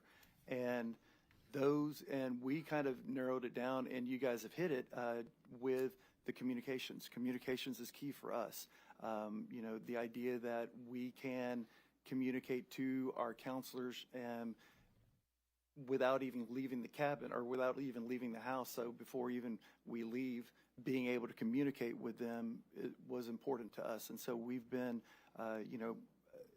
pursuing that avenue to figure out what kind of communications we can have. We felt we had a great communication system, and it worked for many, many years. And now we found out redundancy is super important. And so we had talked about that, of making sure that we've got our systems, on redundancy, to where we will be able to have a backup power source. We'll be able to have a backup, opportunity to, whether it's, through our repeater walkie-talkie systems over the course of the PA systems, but being able to do that. But that communications is really important to us. Like I said, we had one cabin in the floodplain in the 100-year, and it was near the backside, but it was still there. And we'd already made the decision that cabin's going to be retired. It's not going to be there. And so that is, so as far as what you guys are missing, I think you have a great bill that's being proposed, and I think it will help make sure that everybody's on the same page. And as far as camping goes, and it will help. It'll help maintain camps and making sure that they're stronger and safer for many years to come. And I think that what's important, I heard from several parents writing it down, is that they don't want summer camps to go away. They just want them to be safe. Exactly. As Lacey said, safe and fun, but safe first. Be prepared. Be prepared. Mr. Chairman, point of clarification. On the answer, the question I'd asked to the emergency management coordinator was how many of the 19 camps had plans with him, and I think it was 6 that only had plans with him. It was 6 out of 19. Yes, and so I think I'm not sure how many, if they should have all had plans, but I think that SB1 makes that correction, because I do believe that the local emergency management coordinator, of which Chief Kidd were efforts we learn after every disaster. We're going to do more training and get better on the local level and the response teams and how that works. But those plans do need to be with the local emergency management coordinator so that they can heed these warnings. And again, flash flood alley and how this can happen. Complacency is just the word that I keep hearing. I've written it down so many times from your testimony. So thank you, Mr. Chairman. Senator Shortner. Thank you, Mr. Chairman. Mr. Fineski, you mentioned several times, I think, that you did not get any warning regarding the flash flood. And we heard testimony that the flash flood warning is distributed at the National Weather Service through the phone, and your phones were working. So can you tell us why it didn't come on your phone, or did it come on your phone? You had the notifications off for emergency? No. We have we've got a rule that you don't turn notifications off during camp. So we know all of the notifications are there. I have lightning apps, and my lightning apps were working fine, just letting me know that lightning strikes were within. We've got it set for 20 miles radius around us. So my lightning apps were going off, and I knew that and that's one of the reasons why we were awake, because it kept buzzing. It kept buzzing for lightning strikes within 20 miles. But no, I have no reason why that we did not receive any. The flash flood warning that went out at whatever 116 or 113. You did not receive that on your phone. I did no not. No other phone. Your wife's phone. My wife. I know for a fact. My wife and I. Neither one of us received that. The other, my other program staff and assistant directors and everyone, all of them said that they did not receive it either. And y'all are all on the same network, We're all on the same network. Which is what? Well, we're all on the same network on camp. My assistant director's there. AT&T, Verizon?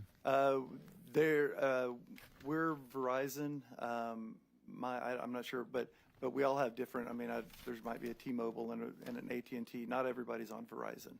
Yeah, that can certainly be explored as to what happened regarding notifications. I see Nim Kidd shaking his head back there. I know you can kind of trace back what numbers actually receive the actual weather warnings, and so okay, thank you, Senator Menendez.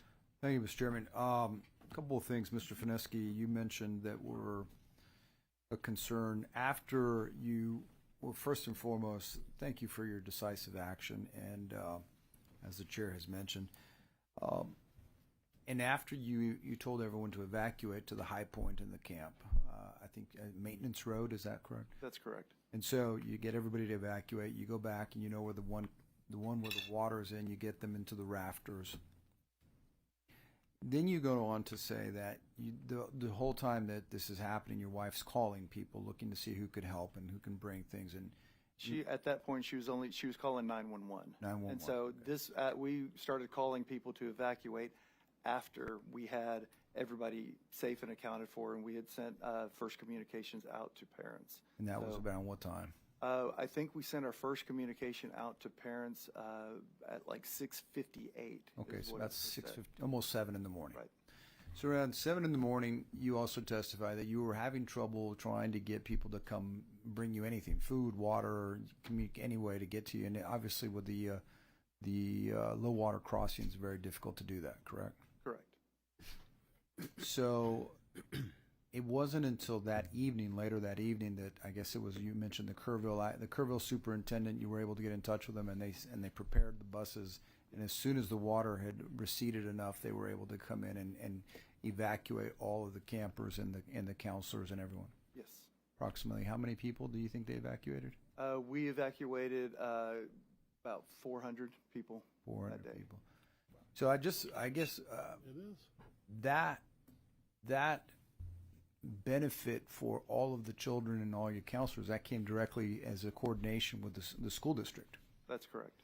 And so I was just thinking that I'm not sure if we're missing an opportunity, because every one of these camps has a school district in it, near it, and they all have school buses. And then maybe we should do some coordination, and we thank them for what they've done on that. And so thank you for your testimony today and your quick action. Thank you. Thank you, Mr. Chairman. Thank you, Mr. Chairman. Thank you all for your testimony. Mr. Book, excuse me. You testified that these camps have an emergency plan requirement, correct? Yes, sir. Okay, and who's in charge of looking through that evacuation plan? It's not enough that you just say we have an evacuation plan, but what's in that plan? I mean, I felt I should ask this question on behalf of the families of Heaven 27 as a father of littles that same age range. Is stay in your cabin an acceptable evacuation, plan? I mean, the order that was given to Chloe Childress that she followed, potentially, paid for it with her own life. All these beautiful girls that she potentially could have saved. Is that an acceptable plan for an evacuation requirement? With the current rules, each camp is responsible for developing their own plan. We don't approve the plan. We just verify that it meets the requirements of, addressing the four big things, which is disaster, serious accident, epidemic, or fatality. And then they must post their plan in every building. And that's what our inspectors verify. So should there be something to that standardization, Chairman? Yeah, so it's complicated, and I don't want to try to land the plane here in a big sense, but every disaster is different and unique. Every campsite is different and unique. Shelter to higher ground is truly, I believe, the best course of action when you have these. That said, you may find yourself, because of where the river is at, that it's more dangerous opening the door or not. That depends on the stage. Hopefully, at flash flood or flood warning level, which is stage 2, the weather guys tell me on average if there's going to be an emergency flash flood at the end of that day, it's usually 3 hours out. So you've got 3 hours of window to get it the heck out to higher ground potentially. So the generic, and in this case it proved to be fatal, but there was things that had we had SB1 in place prior to, those girls wouldn't have been there. So on a judgment basis, I'm not going to try to second guess, or those girls, that the counselors, they were following what they were thought to be, but that water raised so quickly that somewhere between probably 30 minutes, it went from ankle to rafter level. So if you had a movement to get out, you probably would have had the same impact.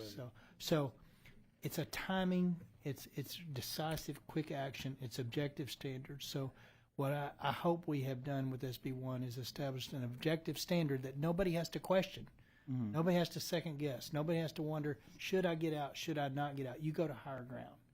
A predetermined, pre-drilled, so on that front. So when dishes ask if you have a plan, they are, and they're provided we shelter in place or whatever that is, that's that camp's response, and it's not dishes' expertise nor mission to question the validity of that's the best plan, because they don't live on the camp every day. So I caution not to say that in this instance it was not a good plan, but there was a calamity of other influences that actually bore out the way it did before that issue was needing to be cited. So Are we absolutely confident that we're leaving that up to each individual camp member to ensure our campsite? Well, I'm confident in this, based on Mother Nature and the inability to predict exactly when and where and what she's going to do, that if at a second stage warning, that is an average of 3 hours out before a bad event, if there is a bad event. These kids may be playing a lot of cards for 3 or 4 hours routinely in camp experiences going forward, but that's okay because they're in a different safe place. So all I know to do is get kids to higher ground as quick as possible. And if you give an objective standard of second level warning, which means emergency isn't happening, it could happen, it might happen, you've bought time to do the things that we all expect common sense you would do. But I don't have I would caution, number one, that we don't want to give dishes the mandate that they determine what evac plan looks like, that they just make sure there is one. And then I'm going to say this: do I trust camp owners to determine what that is? You have to at some point assume that they've got the best interest in there, but we can't mandate what an evac plan looks like or a shelter in place looks like for every single camp, because everything's different. All I know to do is alleviate some of the concerns by making sure the kids aren't there if they didn't have to be in that place. Sure. So that's kind of where it's at.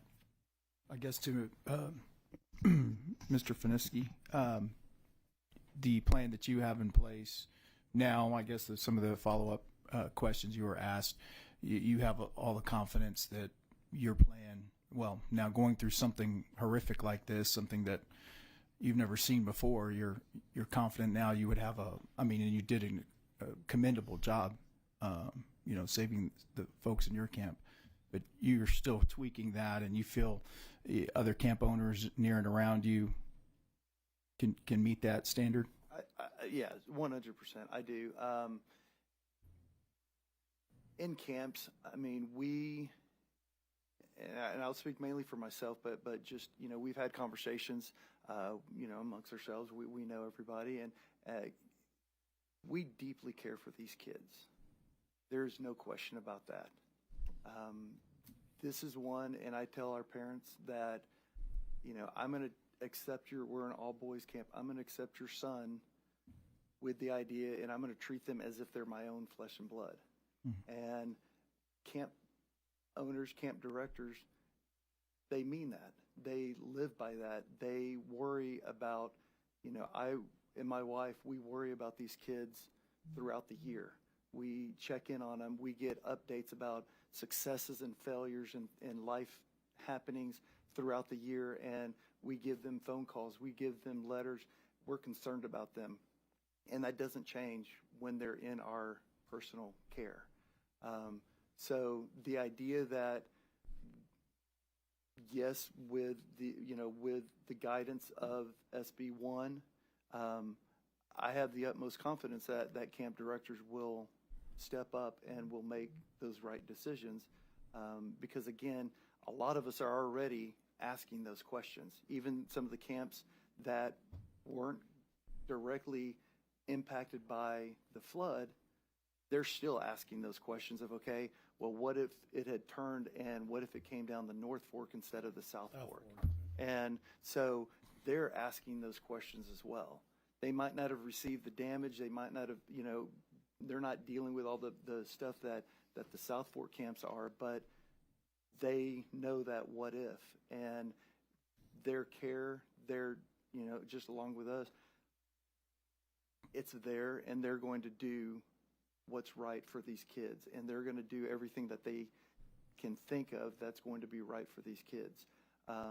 And now, again, with the guidance that's being laid out, it's giving just that much more of saying, you know, just like Senator Perry said, you know, get them to high ground, and using that just as a base, that gives a good foundation to make sure that that the rest of the plan falls into place and making sure that these kids are safe. Well, your commitment, your decisive action really showed your care for the children. God bless you for that. Mr. Daly? Dally, yes. Is there anything you can do as an association with campground owners to kind of, you know, grab best practices among campground folks with their evacuation plans and kind of share that with each other? Yes, we meet regularly, and we have our what we call our members only page, which has a list of emergency things. It lists different evacuation plans of what to do if you have a shooter, a tornado, a fire, a hurricane. There's a lot that we have out there as a resource, and of course now we've added more flood stuff in that, because a lot of our parks are rising water rather than rushing water, but there are some in rushing water. And it's just, we talk about it a lot now in meetings and that. And so we are spreading the word. It will go out when we get some plans finalized. Our lawyers look at them to make sure that you got to tweak it so it's just perfectly right. But we are working on that. And I will say one thing too, is warnings are important. But where I live, I get a blanket warning of 15 counties for flash flood, which that doesn't help me if it's 15 counties. I actually went back and looked at my park on the floodplain, and I'm above the 100-year floodplain, but all the roads leading to my park are underwater on the 100-year floodplain. So that made me think, I got to tell my people, you've got to leave at this time if you want to get out, or we're going to be just one happy family in a little island on the lake. Thank you. Senator Blanco. Thank you, Mr. Chairman. Thank you for your testimony. You know, in the military, we would say that our standard operating procedures were written in blood because there was loss of life or injury. So, just to follow up on Senator Hinojosa's question, and I understand that there's no one-size-fits-all because there's just so many different places, but I guess my question is for Mr. Book from Dishes. What does a state agency base its emergency plan on? Is there a gold standard or some kind of basic place you start from as an agency to say these are the minimum requirements? Yes, sir. For youth camps specifically, we have Texas Administrative Code, our rule. It's can't see it, 265-15K, I believe. And it pretty well lays out what we expect of camp emergency plans. But again, right now it's the camp's responsibility to produce their own plan. And we just verify that it meets those 4 things, that it addresses disaster, serious accident, epidemic, or fatality. Okay. And I guess to those that are in the camps, is that sufficient for you all? Do you all feel comfortable that you have enough guidance or standards to apply to your camps? And speaking for the campgrounds, which is a little different than camps, but we kind of get blended together a little bit. In the bill that is filed, it brings in NFPA 1194, which requires every campground to file a written plan with their emergency coordinator. Now, that plan could cover multiple, depending on where the campground is, but would be the hope that the emergency coordinator would say, no, you need to improve this a little bit, or you need to improve this. And it's kind of like a constantly always evolving plan. Like, I knew I was safe from flooding just because of the elevation and the dam and the lake. I didn't really think about the roads flooding until I looked at it, and then I was like, oh, wow, there's no way out once the roads flood. Will that happen? I think the dam will probably break before that happens, but it just made me aware of, hey, I need to really look at a little bit more. So I've kind of tweaked my plan for my park. Thank you. And just a follow-up question to Mr. Book. So these emergency coordinators, what are the training requirements that they have to go through? Well, we don't have emergency coordinators. We have registered sanitarians that verify that the camps meet 86 different inspection criteria. The emergency, the requirement for an emergency plan is just that they have a written plan in place, and we trust that the camps know their camps the best, that they know what it's going to take. Now, one thing that I failed to mention a minute ago after reviewing my notes, those plans are required to include procedures for emergency shelter and for evacuation. So our inspectors are reviewing it to that level to make sure that it hits those points. And your inspectors have received their training from where?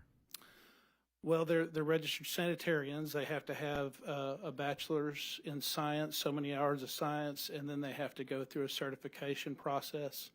But the certification process is like pointed towards sanitation, right? Public health, like clean water and disposal of waste. And we do full retail kitchen inspections when we're at each camp. So that certification from those inspectors is not necessarily emergency response or these type of situations. It's more sanitary and public health? Yes, sir. And honestly, when reviewing SB1, one of the things that we've requested is some actual certified emergency management coordinators for our team. If the expectation is that DSHS starts to approve emergency plans, we're all for it. We're here to help with this situation. Obviously, this is way beyond what we would have ever wanted to happen, right? Because we're here to protect life and prevent people from getting ill, injured, or death. And obviously, this is not what we want to happen. So if the idea is that DSHS needs to start approving emergency plans, then we'll need some emergency management coordinators on our team to do that. Thank you, Mr. Chairman. Thank you. Senator Perry. No, I'm good. Senator Bedcourt. I want to thank you, Mr. Chairman. You brought up a very good point about you made the right choices. First off, you kept the phone on, okay? And then you tell your people not to disable the alerts because 29.5% of Texans know how to disable these alerts. That's 6 times more than what happens in Vermont, for example. Now, to Senator Swartner's question, you do have some fundamental bandwidth issues, even with these current networks that we're using, that could explain why you effectively browned out, okay, in your area, because there's a system overload. The signal carrier has gone down in your area for some reason. Maybe it was a function of the storm. That's why it's so important to have redundancy on top of those networks. That's why we're thinking Starlink or some other possible parallel path communication so you would get that alert. And we're trying to put the same technology into the flood warning system as well, because you can't just rely on just this network anymore. That's, the old school sirens are designed to get people's attention if all else fails, and try to get them out of the way. Mr. Chairman, if we could, I know we have Nim in the back, and we're going to call him up. Okay, fine. Thank you. Okay, so that's. Are you done? All right, done. So, Mr. Robertson, you have a statement you wish to? Yes, sir, if I may. Yes, please proceed. Chairman Perry, members, my name is John Robertson. I'm here today on behalf of Camp Longhorn. And as I mentioned to Senator Flores, we would like to change our registration from on to support of SB1. First, let me say that our hearts are broken and hard to do this after this morning by the tragic losses suffered during the July 4th floods, particularly the families that lost their children. There are no words that can ease the pain, but it's in their honor that we commit ourselves to working together to ensure every child who attends camp in Texas is safe. Camp Longhorn was founded by Texan Pat Robertson in 1939 on the shores of Inks Lake. Today it serves more than 5,000 campers each summer. We appreciate Senator Perry addressing the differences between camps that sit on lakes and those that are located on rivers. Camps across Texas are as diverse as our geography. A measure may be appropriate for the Guadalupe River does not necessarily translate effectively to a body of water such as Inks Lake.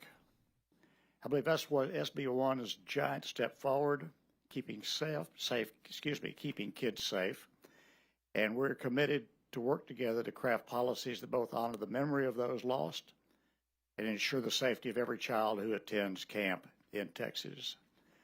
Thank you for your time, your consideration, and happy to answer any questions you may have. Senator Schwertner. Thank you, Mr. Chairman. Mr. Robertson, I know your area fairly well. It's right below Buchanan Dam, and LCRA releases water there occasionally, and of course the structural integrity of the dam is. But can you kind of illustrate about how much communication you have with LCRA and when they release water? I know they alert downstream, but also what is your involvement there? How close are you? Do you monitor? Yeah, we stay. Pardon me. Excuse me. Let me finish. We monitor the LCRA. They alert us in several different ways. They use text, they use emails, they do phone calls, and we have all of our senior staff members at camp, plus our office staff, monitor those and are aware should one phone be out of service, then there's backup so that the others receive that. The LCRA over the years has become extremely effective at predicting the amount of water that they're going to have coming into Buchanan, and therefore the amount of water that they're going to have to release through the floodgates. Has your camp ever flooded? Oh, yes, sir. Release? Yes, sir. From a release, yeah. Yeah, we've experienced this many times over the years. It's pretty much, it's flat. I hate to say a part of camp, but we know almost to the inch how much water, how much rise there'll be on Inks Lake as each gate on Buchanan is opened. And then they alert us not only that they're going to have gate operations, but then they'll alert us as they open additional floodgates, and they alert us as they're going to begin to close those floodgates. So we can react with our plan based on that information from the LCRA. All right. Thanks for the information. Yes, sir. Senator Kokhorst. Thank you, Mr. Robertson. My family is a Camp Longhorn family. Yes, ma'am. The Cook family and Winkleman family. All Yes, ma'am. I'm the only Winkleman sibling that didn't go to camp. I wasn't going to leave home. I'm just a country girl from Brenham, and I never wanted to leave. There's nothing wrong with that, ma'am. I know, but I'm given a hard time by my siblings for sure. I want to ask you what you did the weekend of July 4th and 5th. We actually had a pretty good rain event at the same time that all this was occurring around the state. It had very little effect on Inks Lake, just a few inches or so, a fair amount of debris came from little areas around the lake. The biggest effect we had was that was our Visitors' Day. That weekend of July 4th. So we had to do a drive-through Visitors' Day as everything was so soggy that we couldn't park cars. Other than that, camp went along as it would normally do so. When Buchanan did finally open, they did. What were your what are your procedures? Okay, thank you. But by the time the water reached the height of Buchanan Dam is, I believe, the 7th. As soon as we received notice from the LCRA that they were going to begin gate operations with one gate and subsequently up to 4, we have several cabins that are low-lying, fairly close to the water. We moved all of the campers from those cabins. We moved them up into permanent structures up on high ground, and that gave us time for them to pack overnight bags and move up to that area. Other than that, we restricted, of course, all lake activities because of the high water. And other than that, we proceeded pretty much camp as normal. Pat was whom to you? Your dad? Tex and Pat with my mom and dad. Yeah. That's right, Tex. So y'all have had this camp for how long? The first year was 1939. I personally have been involved as a camper and a counselor for 75 plus years. A couple of years overseas with the Marine Corps, but other than that, I was there the whole time. So, Mr. Robertson, you were here for this morning's testimony. And, yes, ma'am. As a family camp operator since 1939,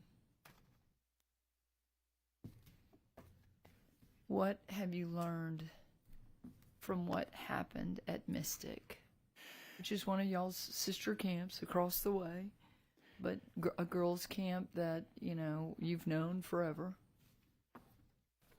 You know, first off, I repeat my earlier statement that words can't express what it feels like. You know, being a dad and a granddad, I can't imagine, but I certainly understand.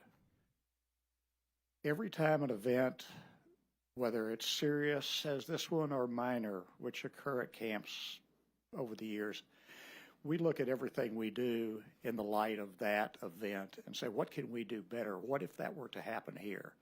What might we think about before that happens at Camp Longhorn? So this doesn't happen just while camp's going on or when they open the gates on Buchanan. It happens, you know, as Scott said, it happens year round. We think we love and we live camp day in, day out, all of our lives. So our heightened standards here and the tragedy of the July 4th floods, do you think as a camp, the 1,000 plus, but the 350 plus that you oversee, do you think everyone understands the serious nature of complacency? It's the word used by the parents. And be prepared. I don't think anybody who has any understanding of what we heard this morning can doubt that the danger of complacency is more than we can live with. Well, Mr. Robertson, Tex and Pat and all of your family has been revered by my family. And as these parents said when they dropped them off, and you had my great nieces and nephews there this summer, it is expected that they will be safe. I beg you to take that message to the other camp operators, because you are respected, because you have been in this business since 1939. Make them sit up in their seats and say, this is a minimum that you should do, SB1. I think be better. The provisions that this committee, has put into SB1, all of those are things that we've thought about. However, to put them in a legislative format means not only do we think about them, but we got to do them. So, yes, for that, a couple of things. We have a little organization here in Texas called Camp Association of Mutual Progress.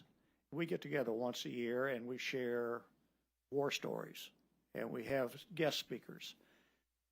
We would love to have involvement from anyone on this panel or anyone in the state. The health department always comes and visits with us at this get-together. We would love to have the involvement of anyone else that could help us understand better how to protect these kids while we have them in our care. Well, you have some fathers sitting right behind you that I think have incredible stories to tell. Understand. Senator Schwertner.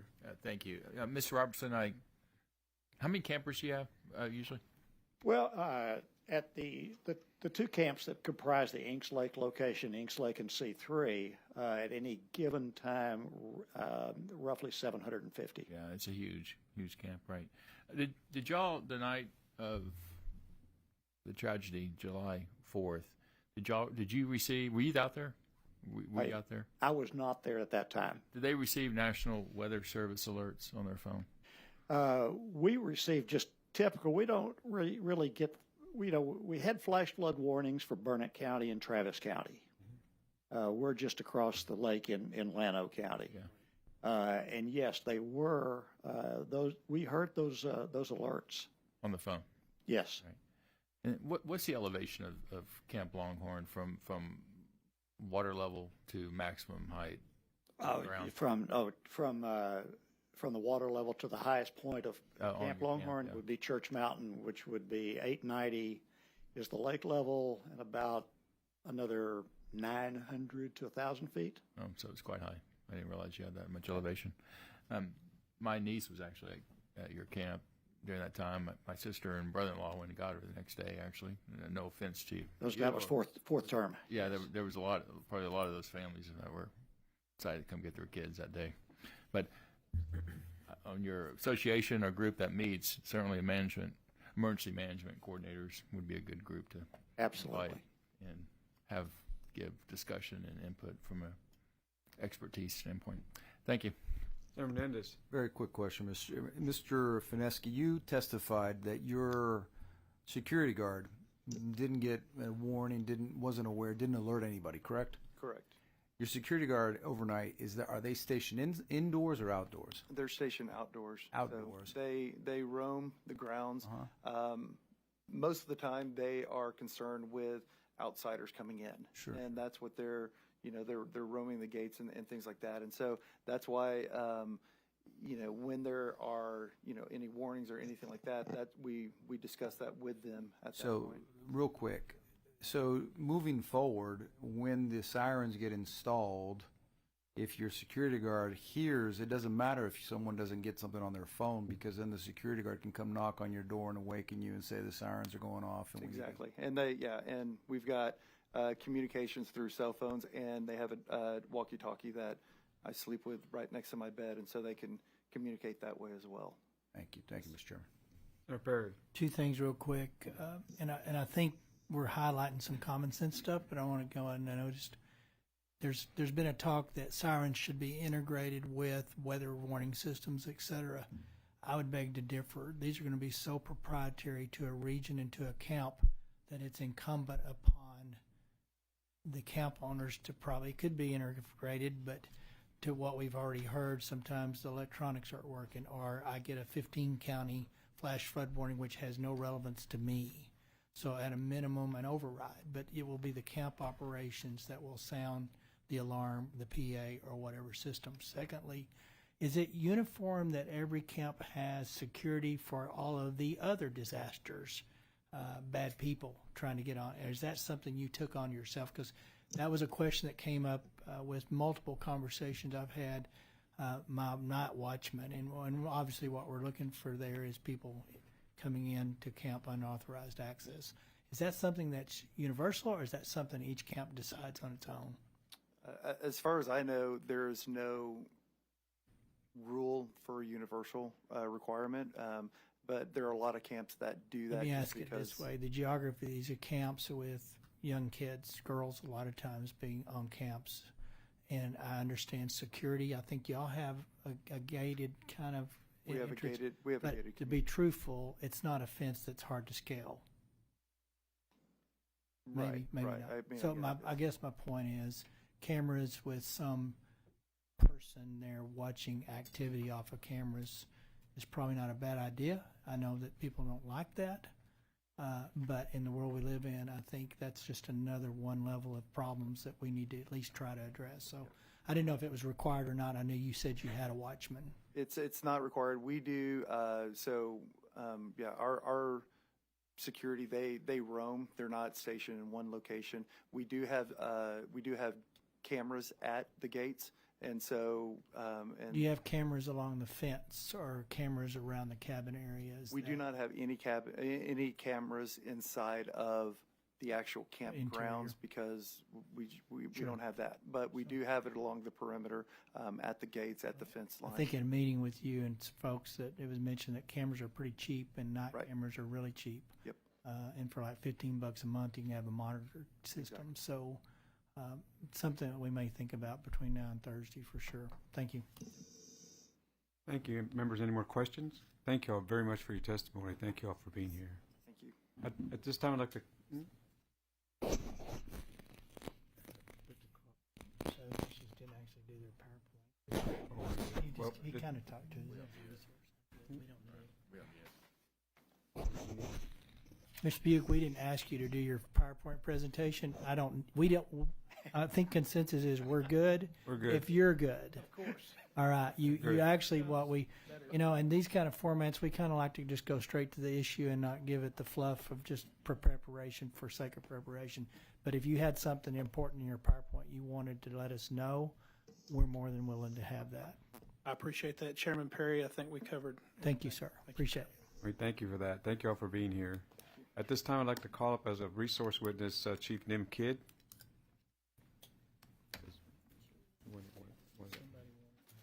I got a question.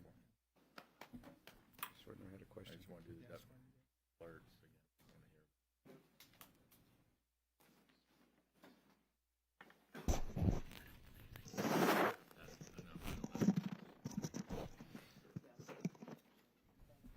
Chief, how are you? Good, sir. Thank you. You know the drill, your name and who you represent? Yes, sir. Nim Kidd, Chief of the Texas Division of Emergency Management. Senator Shortner. Thank you, Mr. Chairman.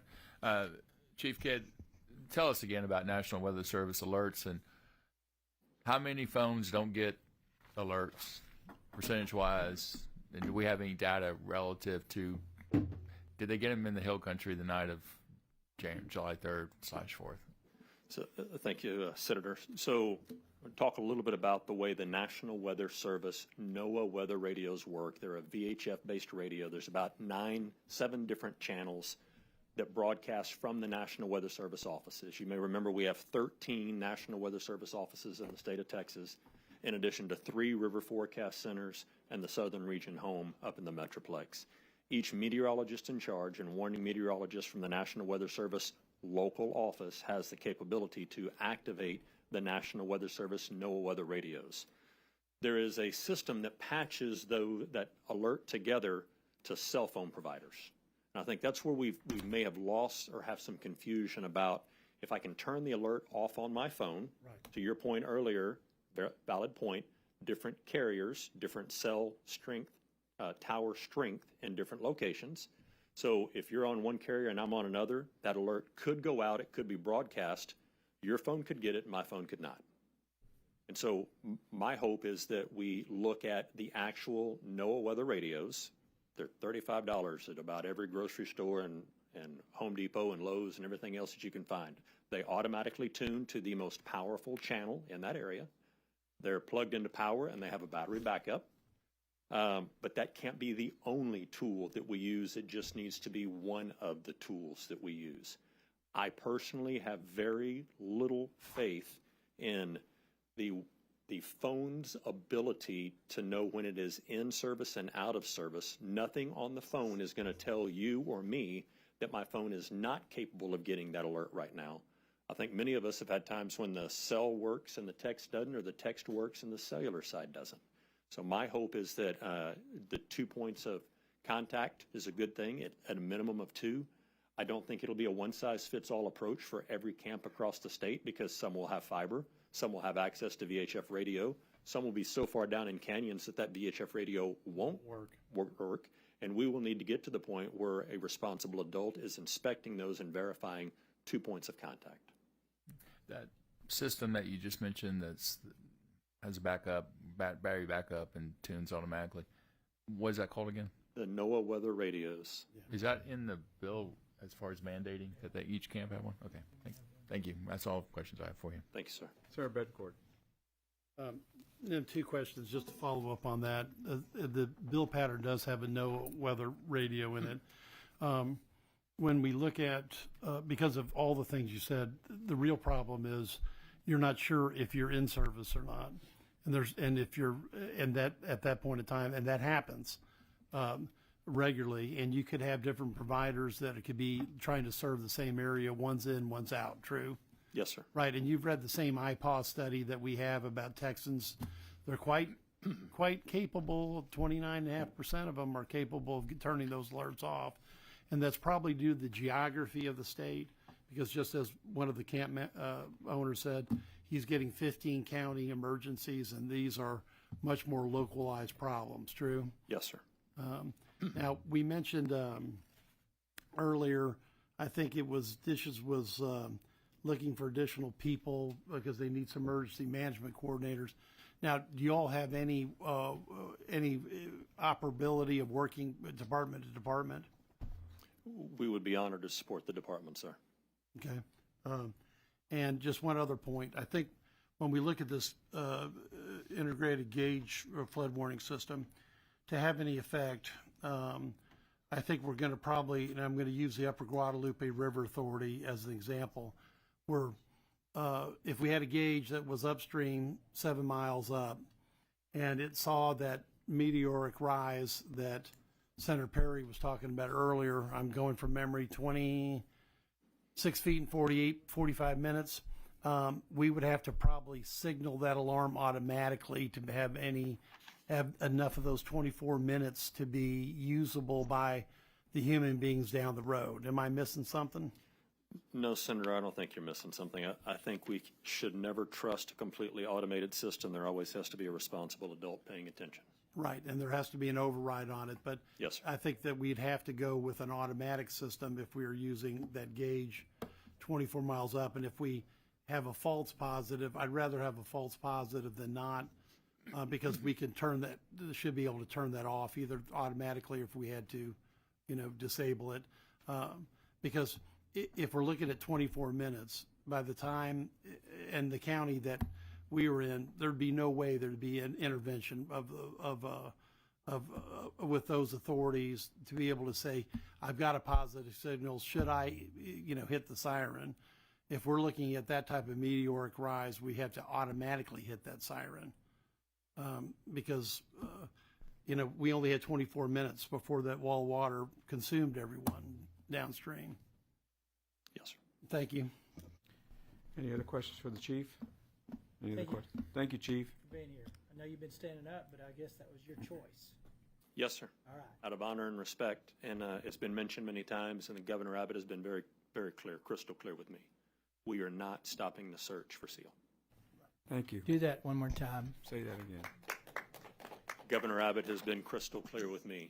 We are not stopping the search for SEAL Stewart. That gives me confidence. We are not. That we're going to do everything we can. Senator, we have used every human and animal technology that we are aware of and researching more every day. And I know if it can happen, it will happen with Yes, people sir. like you doing it.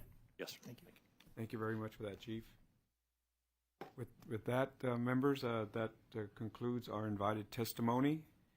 And public testimony is now open for Senate Bill 1. As your name is called, please come forward. So the chair. So your testimony will be 2 minutes. And you come up and say your name, who you represent, your position on the bill. The chair calls Candace Watkins, Steve Baskin, Paul Biles, and Ed Walker. Candace Watkins, Steve Baskin, Paul Biles, and Ed Walker.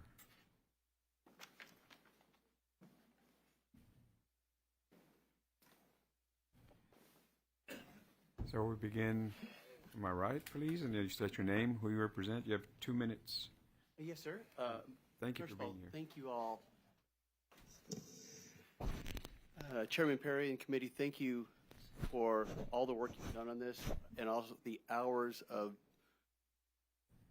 empathy and commitment you've shown on all this. My name is Steve Baskin. I'm owner emeritus at Camp Champions. I'm also the current chair of the American Camp Association. And we're here, I wanted to say, we have full-throated support for SB1. And I just know that when my wife and I became camp professionals, we realized not only we have a chance to impact kids, but we had a brutal burden to look after them. It's one that I wear, but my wife wears so much that there are times she wonders why we do this. I want to thank all the people who testified. They have refocused and remotivated my desire to do everything. You know, you don't know you're complacent, right? Almost by definition. I would like to think we're not. I've been called hard, but we're going to do everything we can. And also, I want to commit at the national level. I want the American Camp Association is going to learn from this and bring lessons that beyond the state of Texas to camps around the nation. Thank you. So, Mr. Baskin, for the record, you're showing is on. You're saying you want to change that to 4? 100% 4. Thank you. So noted. Please proceed. Good afternoon, Chairman Perry. Put the mic. Could you put the mic towards you? There you go. Good afternoon, Chairman Perry and members of the committee. Thank you for the chance to speak. My name is James Ginther. I worked 41 years for the Lower Colorado River Authority, including 35 managing lakes and dams in the Highland Lakes. In my years with the LCRA, we always understood that safety is the top priority. It was something instilled in us from the old management when I first started, and in my later years, it was something we instilled in the employees that were taking our place. As such, I support Senate Bill 1. I may have put on in my registration, not quite knowing how all this works, but I certainly support Senate Bill 1. After hearing this testimony, I want to thank these parents for their strength, bravery, and commitment. The amended bill effectively addresses the difference between rivers and lakes. It also provides powerful practices that will help protect children. I came today because waterfront safety has been important to me, my family, and my career. I offer myself as a resource if the committee has any questions about rivers or lakes. Thank you. So you wish to change for the record your registers on to for the bill? For the bill, yes, sir. Thank you. So noted. Please proceed. Hi there. My name is Paul Biles. I'm the executive director at Teos Camp and Retreat there in District 18, so just down the road from you. And I first want to say when I signed up, it was on, but based off of Senator Perry's comments earlier this morning about some changes y'all made even since the last, it would be for it. So noted. My concern was, again, back to those camps on the lakes and so forth, but also some wording in regards to providing lists of campers and staff and volunteers on site at the beginning of every session, and just whether that information would be kept private to the emergency management office, or is that going to be public information? And as you know, that people don't like sharing where they are and so forth, and so if we have a camper and a need of a separated family or some situations like that, or foster kids and so forth, that would be a dangerous situation that you'd be putting them in, saying that they're at our camp right now. And so I just want to make sure that y'all cover that basis as well. Okay. I've got 5 kids myself, and I send them to camp every year. I love it. I get to know the camp. They get to know the counselors. They remember them. But camp is important for kids. They need to get out into nature. They need to see God's creation, and we need to make sure they're safe. This morning before heading out, it was still dark out. I took my 2 littlest ones outside because right now several planets are aligning with the moon, and you can see them all at the same time. My little son said, "Man, this is the best day ever." And those are the type of moments you see and you hear about at camps, and so it's important to keep them safe. And so I just really appreciate the work y'all are doing, and continue, pushing forward and finding a solution that's going to work for all. Senator Perry. Yeah, I just want to make it clear, there's no requirement to list the campers, any of that. It's just develop a plan that you can find those campers. Gotcha. And identify them and account for them as quick as possible. So I know the language has been changing quite often in the last 3 weeks. So I hope that was never in there. I don't remember it being there, but it wasn't in our bill. Gotcha. At the same time, it is legalese, and so I can appreciate from a layman's eyes. Sometimes it reads different. Exactly. Thank you for that point. Thank you. Please proceed. Good Morning, afternoon. My name is Dr. Ed Walker. I'm the Executive Director of Mount Lebanon Baptist Encampment in Cedar Hill, Texas, and also President of the Christian Camp and Conference Association for Texas section. And my wife and I have owned a camp. I was saved at camp when I was a kid, grew up at camp, and so this is also taught camp management at Dallas Baptist University. So I've networked with camps across our state and the country and around the world even. So believe in the power of camp, and I'm really grateful for what I've heard among Senator Perry and others on the committee. I was too concerned about some just small aspects of the bill. I initially also put on, and not realizing exactly what that meant, but it can certainly be in favor of Senate Bill 1. Again, another thing I enjoyed hearing is that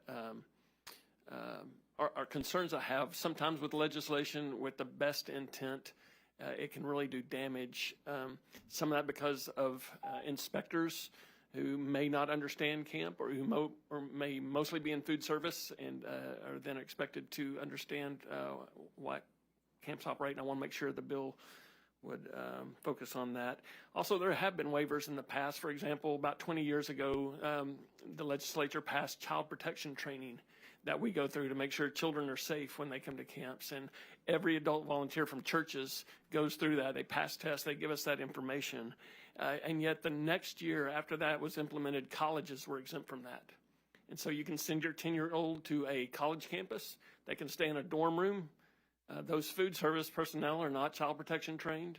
And those waivers were granted but through lobbying, I guess, or phone numbers that were, or donations. But colleges are able to do camps. We're not worried about them on floods, but we are in a lot of cases on other things. So those were my concerns when a bill like this, really with very short notice.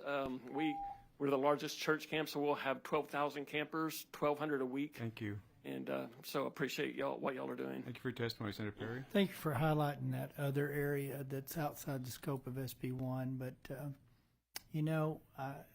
I understand waivers and needs, and sometimes there's a practical application, but when the application is we just don't want to. And so maybe we'll revisit that in the next session. Thank you. Thank you for bringing it to our attention. Senator Kokhorst. Yeah, that was SB 253 in 2003. Mm-hmm. Right. We'll make that. Members, any other questions? Thank you all for being here. Thank you for your testimony.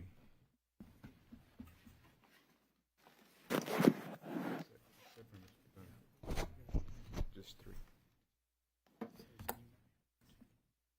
Chair calls Joe Alarcon, Kenneth Flippin, and Cyrus Reed.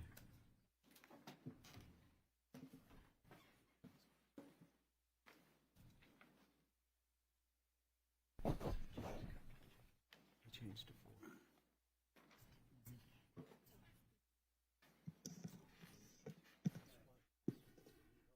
Is Candace Watkins still present? Candace.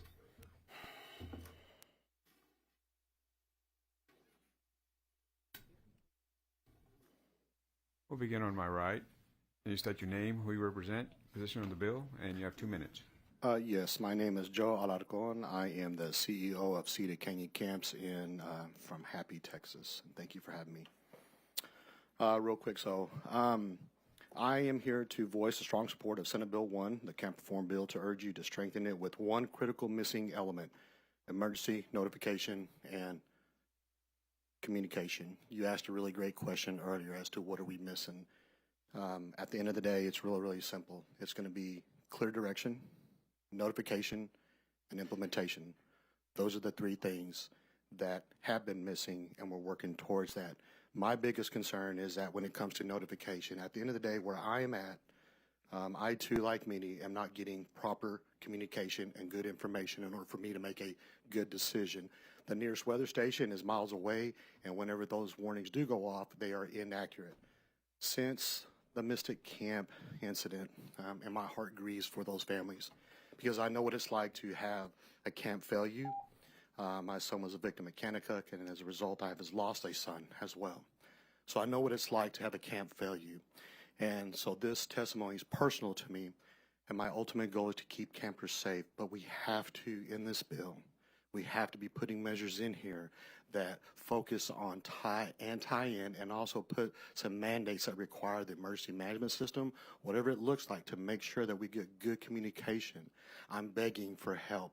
I have, as a result, I'm working with an organization called The Range to be looking for different and innovative ways to using technology, and I would love to leave you with some documentation that talks about some of these initiatives that put out weather sensors out there that are trying to integrate communication in rural areas like most camps are. So we need help, and that is why I'm here. Thank you.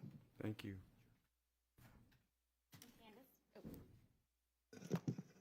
Hi, I'm Candace Watkins. Mr. Chair, thank you, and committee, thank you so much.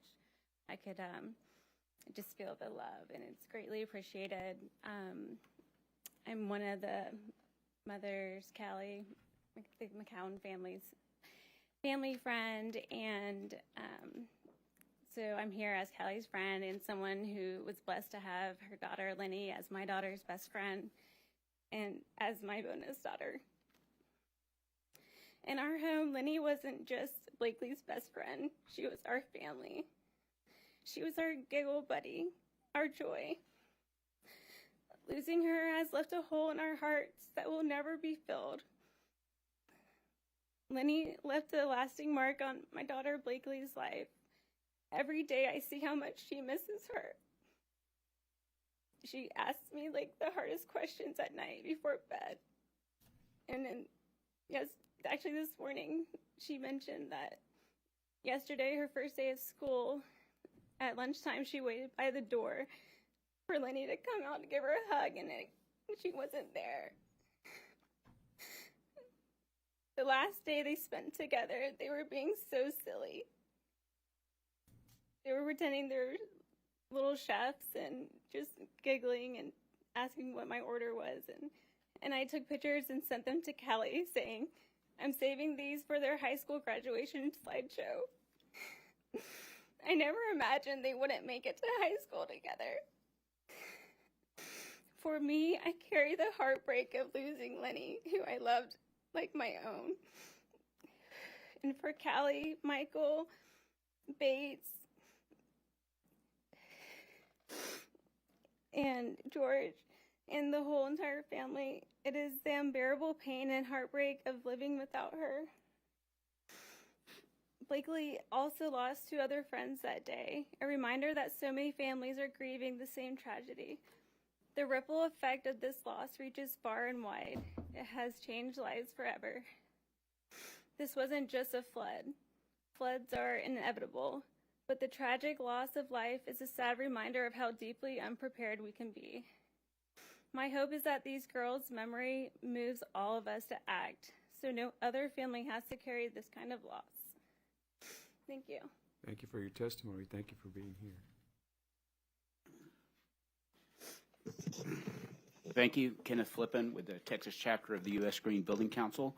We strongly support this bill, and we thank you for it, Senator Perry. I also want to say that as a young person, I went to a Christian youth camp, and it definitely is the reason, or one of the key reasons why I was a circuit preacher at the age of 16, because of the influences at that camp. I want to also thank the families. Advocating for building codes is really boring most of the time, but they do save lives. Codes save complacency, and this bill does that. The key provisions that we support is the prohibition on buildings in the floodplains at youth camps. That's so important. And also the FEMA exemption part. We offered some suggestions. I think your approach is even better to say, it doesn't matter if you got the FEMA exemptions, we're going to apply this. We do have a couple suggestions. One thing is that specific language says that they may not. We think it should say shall, just because may leaves a little bit more as far as prohibiting the license. The other thing that I want to say, and I shared this with y'all, is that there's 600 to 700 camps that aren't for children. And we want to point out that the things that Cyrus and I are going to suggest is that in those camps, there should be a prohibition in building in the floodways. And if you're building in the floodplains, you should have to build according to code, which is 1 foot above the flood line. okay? And their floodplain, the reason I want to explain this is the difference between, as you can see, this is the channel. Outside of that is the floodway, and then further on is what is called the floodplain or the floodway fringe. And if we build in the floodway, you're basically building in the place where the flood is definitely going to come. And we shouldn't have buildings in there at all, even if they're not youth camps. And for those reasons, we wanted to do that. Encourage y'all to support those. If y'all have any questions, but thank y'all for this bill. Thank you for your testimony. Yes, sir. Thank you. For the record, Cyrus Reed here on behalf of the Lone Star Chapter of the Sierra Club, very much in support of SB1, and it sounds like the committee substitute. First, a little personal privilege. I want to thank the families for coming. As the father of 3 children, many of who are involved in, all were involved in Boy Scouts, Girl Scouts, went to lots of camps. You did lobby. You came here. You had the governor put this on the special call for the second session, and you have a much better bill because of what you told these folks in front of you. So I thank you, but I also thank them, and my heart goes out to them. And I hope that God gives them peace. Sierra Club, as you know, is an organization that wants to get people outside, so camps are important to us. We support the bill. In the written testimony, I don't have a lot of time. There are some suggestions along those lines on floodways and floodplains.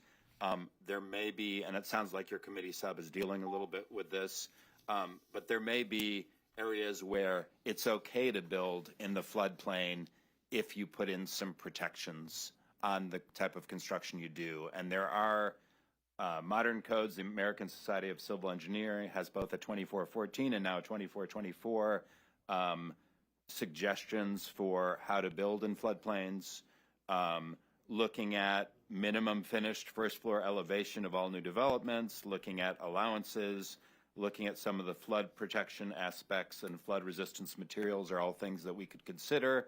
If it's not perhaps in this bill, it could be something we'll look at the future, really not only for campgrounds and camps, but really for all buildings.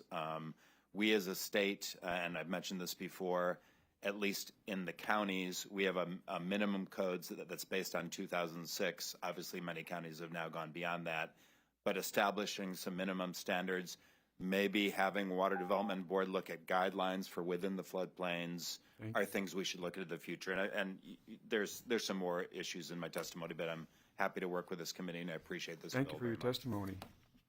Members, any questions? Thank you all for being here. Thank you. Thank you very much. I see no one else registered for public testimony. Is there anyone wishing to testify on, for, or against Senate Bill 1 or its committee substitute? Hearing none, public testimony is closed. Members, it's time to vote. If you all are ready, Senator Perry moves adoption of the committee substitute for Senate Bill 1. Is there objection?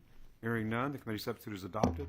Senator Perry moves that committee substitute for Senate Bill 1 do not pass, but that Senate Bill 1 do not pass, but that the committee substitute adopted in lieu thereof do pass and be printed. The clerk will call the roll. Perry. Aye. Flores. Aye. Betancourt. Aye. Blanco. Campbell. Hinojosa. Aye. Colkhorst. Aye. Menendez. Aye. Schwartner. Aye. 8 ayes. Motion passes. 8 ayes, 0 nays. Committee substitute Senate Bill 1 passed. Will be favorably referred to the full Senate. Mr. Chairman, thank you for leading the charge here on the administration of the bill today. It'll be on the floor tomorrow. You're going to be first up, but we're not starting till 7 for things outside our control. Just kind of FYI, there's some time differences on when bills can be heard, and the bill we got to hear outside of this one can't be heard till 7, so we can't have it earlier, so we would have. That said, I usually open with a prayer on these kind of deals, but we've prayed together as a group. But here's my prayer for you today, if I were to give one. And I know public prayer is a little awkward for some people. I run to it.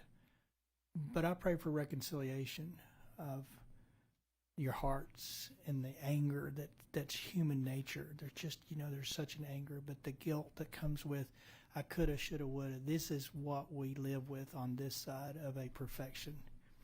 And I also know that your daughters are in a place that we can only begin to imagine how great it is. and they have done so much by where they're sitting today, and I've heard it 100 times through your testimony. We've all grown for that witness and that testimony that their energy through you has given us. But a reconciliation is due, and it'll come in different ways sooner than later for most folks.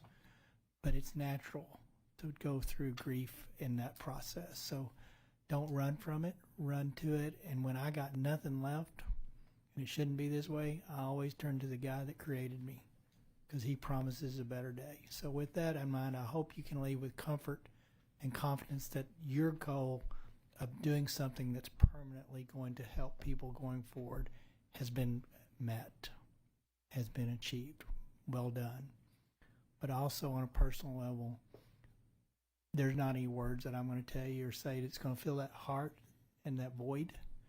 But just know that we do, and we will, and we continue to pray for each and every one of you. And still, we heard it from the lead guy today. We're not going to stop until we just can't. I mean, there's just absolutely nothing between us and trying to find that child today. So thank you again for your courage, your consistency, your witness, and your testimony, because that has broadened mine beyond y'all's comprehension. So thank you for what you've done this last few weeks. Thank you for being here. With that, the Select Committee on Disaster Preparedness stands recessed, subject to the call of the chair.